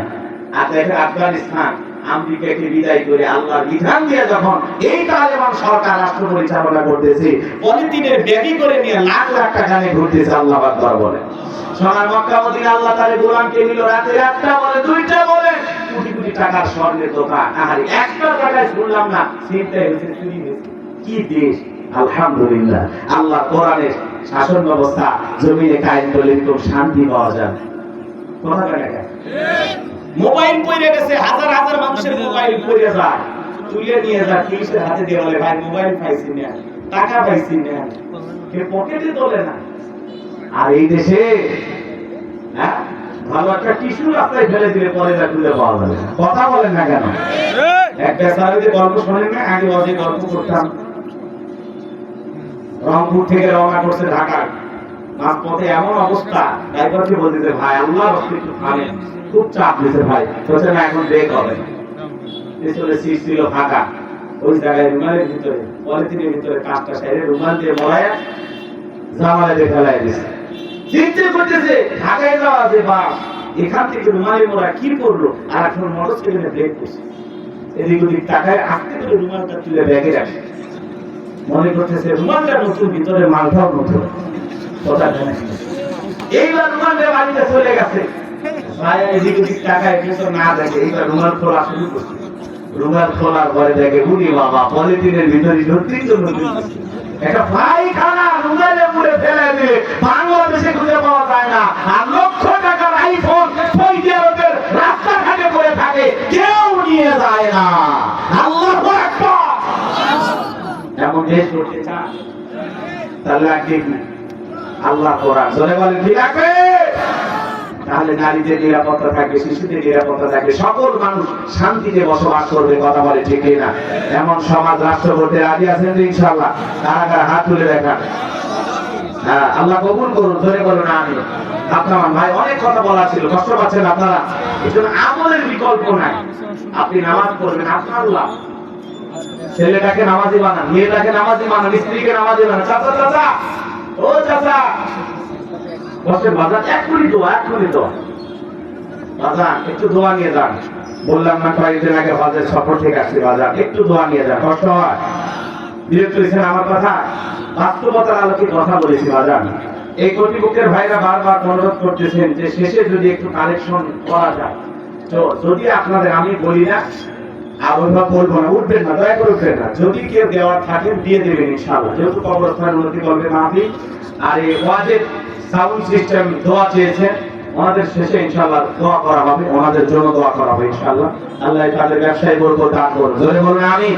কালেকশন যদি কেউ দেওয়ার থাকে, মা বোনেরা, যুবকেরা অনেক কষ্ট করে তারা আয়োজন করেছেন, লক্ষ লক্ষ টাকা খরচ হয়ে গেছে। বিশেষ করে কবরস্থানে জায়গা কেনার জন্য টাকা দরকার, যদি পান আপনারা দেবেন, আল্লাহ কবুল করেন। জোরে বলেন আমিন। আরেকটু জোরে বলেন আমিন। সবাইকে কবরে যেতে হবে বানা। জি জি জি, আচ্ছা তাকে যদি দোয়া হয়, একটু কবরস্থানে কিছু দেন। আলহামদুলিল্লাহ, 1000 টাকা থেকে দোয়া, ওনার ছেলে অসুস্থ, আমরা দোয়া করব, আল্লাহ সেবায় কামিল আজলা দান করেন। জোরে বলেন আমিন। শুনেন শুনেন, ছোট্ট একটা হাদিস শুনেন। বিশ্বনবী বলেছেন, ক্বালা ক্বালা রাসূলুল্লাহ সাল্লাল্লাহু আলাইহি সাল্লাম, ইন্নামাল কুবুরু রাউদাতুন মিন দিয়ারিল জান্নাহ আও হুফরাতুন মিন হুফারিন নার। রাওয়াহু তিরমিজি। নবীজি আমাদেরকে বলেন, শুনেন, যে ব্যক্তির আমল ভালো, মৃত্যুর সঙ্গে সঙ্গে আল্লাহ তার কবরটাকে জান্নাতের বাগান বানায় দেবেন। একটু সুবহানাল্লাহ জোরে বলেন। আর যে ব্যক্তির আমল খারাপ, আও হুফরাতুন মিন হুফারিন নার, তার কবরটা হবে জাহান্নামের আগুনের গর্ত। আর একবার যদি কারো কবরে জাহান্নামের আগুন লেগে যায়, নিভানোর কেউ আছে? আপনার আমার কবরে আল্লাহ না করুক যদি আগুন জ্বলে যায়, বাজার স্ত্রী সন্তান কেউ যাবে না, কেউ টের পাবে না। কবর যার, যন্ত্রণাটাও তার। কথা আছে, যার মাথা তার ব্যথা। অনেকে বলে হুজুর মরার পরে কি হবে না হবে কেউ দেখতে যাবে না। আরে ভাই, দেখা লাগবে না, যন্ত্রণা তো আপনার, ব্যথাটা আপনার, কষ্টটা আপনার। এজন্য আসুন আমরা নেক আমল করে কবরে যাওয়ার চেষ্টা করব ইনশাআল্লাহ। আল্লাহ কবুল করেন। একটু জোরে বলেন আমিন। আমার ভাইয়েরা, দুইটা ঘটনা বলতে চাইছিলাম, শেষ করব। বাদশা বক্তির আসরের ঘটনা পুরোটা যদি আমি বলতে চাই আরো আধা ঘন্টা তাও বলে না, আর কষ্ট না দিই। আমি 12:30টার কথা বলে 1টা বেজে গেছে, আপনাদেরকে আর কষ্ট দেওয়া যাবে না। হযরত আলীর কথাটা শুধু শেষ করে দিচ্ছি, দুইটার একটা শেষ করে দিলে তো আপনি সান্ত্বনা। হযরত আলী রাদিয়াল্লাহু তাআলা ডেকে বলতেছেন, এই মক্কার মহাবীর, তোর যদি সাহস থাকে ডাক্তার পার হয়ে দেখা আয়। এক পা সামনে আসে, 3 পা চলে যায়। এরকম করতে করতে যখন ডাক বরাবর এসে গেছে, হযরত আলী তরবারিটা উঁচু করে শুধুমাত্র কাঁধ বরাবর ঠেকাইছে। বাজান ঠেকাইতে দেরি, ওই জালেমের কাফেরের দেহ থেকে কাল্লাটা বিচ্ছিন্ন করতে আমার আল্লাহ দেরি করে নাই। বলুন আল্লাহু আকবার। হযরত আলী তরবারি নিয়ে মারছে দৌড়, নবীজির কাছে যা বলে, নবী গো আমি মারি নাই। নবী আমার দিকে বলে, আলী তুমি চুপ করো। আল্লাহু আকবার বলে কামুজ দুর্গের বিশাল দরজা তোলেন। হযরত আলী যেদিন ঢাল বানায় জিহাদ করেছিলেন বাজান যুদ্ধের ময়দানে, সকলের মুখে মুখে যখন মুসলমানেরা বিজয় লাভ করলেন, সবাই হযরত আলীর বীরত্বের প্রশংসা করতেছেন। নবী আমার দিকে বলে, ও আলী শুনেছি কামুজ দুর্গের বিশাল দরজা তুলে তুমি নাকি ঢাল বানায় যুদ্ধ করছো, চলো তো দেখি। হযরত আলী বলতেছে, নবী আপনার যাওয়া লাগবে না, আমি দরজা নিয়ে আসতেছি। নবী আমার দিকে বলে, না আমি একটু তোমার সাথেই যাব। দেখে বলে, নবী আমি তো ঢাল বানায় যুদ্ধ করছি, খেলায় আপনি থাকে নিয়ে আসতে। নবী আমার দিকে বলে, না আমিও একটু দেখতে চাই। হযরত আলীর সঙ্গে যখন বিশ্ব নবী চলে গেলেন, হযরত আলী এবার কামুজ দুর্গের বিশাল দরজা, যে দরজা তুলতে 70-80 জন মানুষ লাগে বাজান। একবার হাত দিছে ওঠে না, 2 হাত লাগাইছে ওঠে না, শরীরে সবটুকু শক্তি দিয়েছে। হযরত আলীর মুখটা লজ্জায় লাল হয়ে গেছে। নবী আমার দেখে বলে, আলী রে মন খারাপ করো না, কষ্ট পাও না। তুমি যখন জিহাদের ময়দানে যুদ্ধ করতেছিলে তখন তুমি তোমার হাত দিয়ে লড়াই করেছো, আর তোমার হাতে আরেকজনের হাত ছিল যিনি সাহায্য করেছিলেন, তার নাম আল্লাহ। তুমি যখন জিহাদের ময়দানে যুদ্ধ করতেছিলে আলী রে, আল্লাহ তখন তার কুদরতি হাত তোমার সাথে লাগায় দিয়েছিল। এই জন্য তোমার হাতে শক্তি ছিল, ঢাল বানায় যুদ্ধ করছো। এখন জিহাদের ময়দান মুসলমানেরা বিজয় লাভ করেছে, এখন তুমি একা হয়ে গেছো। তুমি একা আলী হয়ে দরজা তুলতে পারবে না, আবার আল্লাহর সাহায্য হলে দরজা তোমার পক্ষে তোলা সম্ভব। এই জন্য মন খারাপ করো না আলী। সেই দিন থামা দিয়েছিলাম, তুমি শুধু বলেছো, নবী গো আমি শুধু কাঁধ বরাবর তরবারি ঠেকাইছি, কোপ দেই নাই। আলী রে সেদিন তুমি কোপ দাও নাই, তুমি শুধু টার্গেট মোটামুটি পৌঁছে গেছো, আর এটা অদৃশ্য আঘাতে কাল্লা পড়ে গেছে। এটাই হলো আমার আল্লাহর সাহায্য। বলুন আল্লাহু আকবার। এখন আমার আল্লাহ দেখে বলে, আমার নাম আল্লাহ, যারা দিতে চায় আমি এবং আমার রাসূলের সাথে পাল্লা, আমি আল্লাহ রাখবো না তাদের ঘরের পাল্লা। চিৎকার মেরে বলুন সুবহানাল্লাহ। আল্লাহর সাথে পাল্লা দিয়ে কোনো জালেম টিকতে পারবে না। আপনার কাজ হলো একাই এগিয়ে যাবেন, আপনার পিছনে সাহায্য করবেন তিনি কে। এজন্য মুসলমানেরা মনে রাখবেন, সংখ্যা দিয়ে বিজয় আসবে না। বদরের প্রান্তরে 313 জন সাহাবীকে আল্লাহ রাব্বুল আলামিন যেমন মুসলমানদের প্রথম বিজয় দান করেছিলেন, কারবালার প্রান্তরে হযরত হুসাইন রাদিয়াল্লাহু তাআলা 71 জনের কাফেলা নিয়ে যুদ্ধ করেছেন।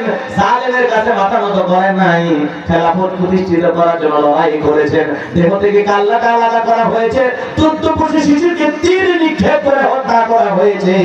কারবালার প্রান্তরে আশুরার 10 তারিখ, মুহররমের 10 তারিখ পবিত্র জুমাবার ফজরের নামাজের পরে হযরত হুসাইন রাদিয়াল্লাহু তাআলাকে শহীদ করেছিল যারা।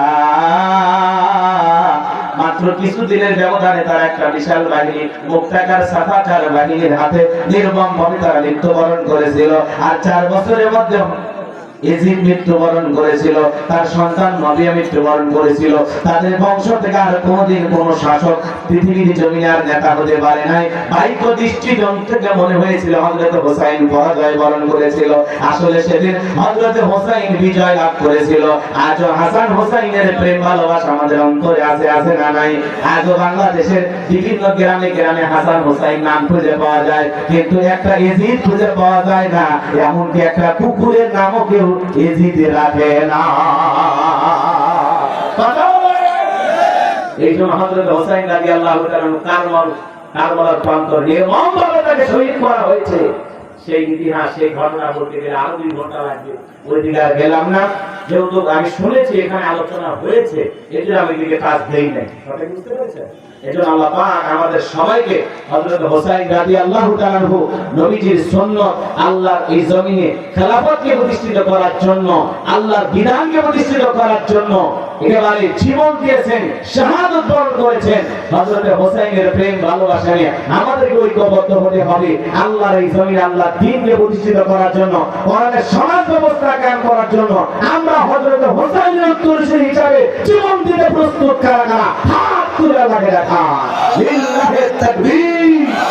আল্লাহ আমাদের সবাইকে এই ঐতিহাসিক মুহররম মাসের এই ঐতিহাসিক দিনের আজকের যে আলোচনা, এখান থেকে বাস্তব জীবনে আমল করার তৌফিক দান করুন। বলুন আমিন।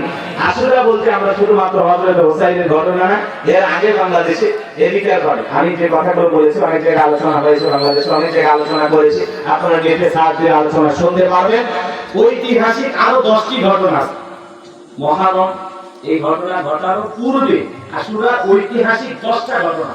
কয়টা?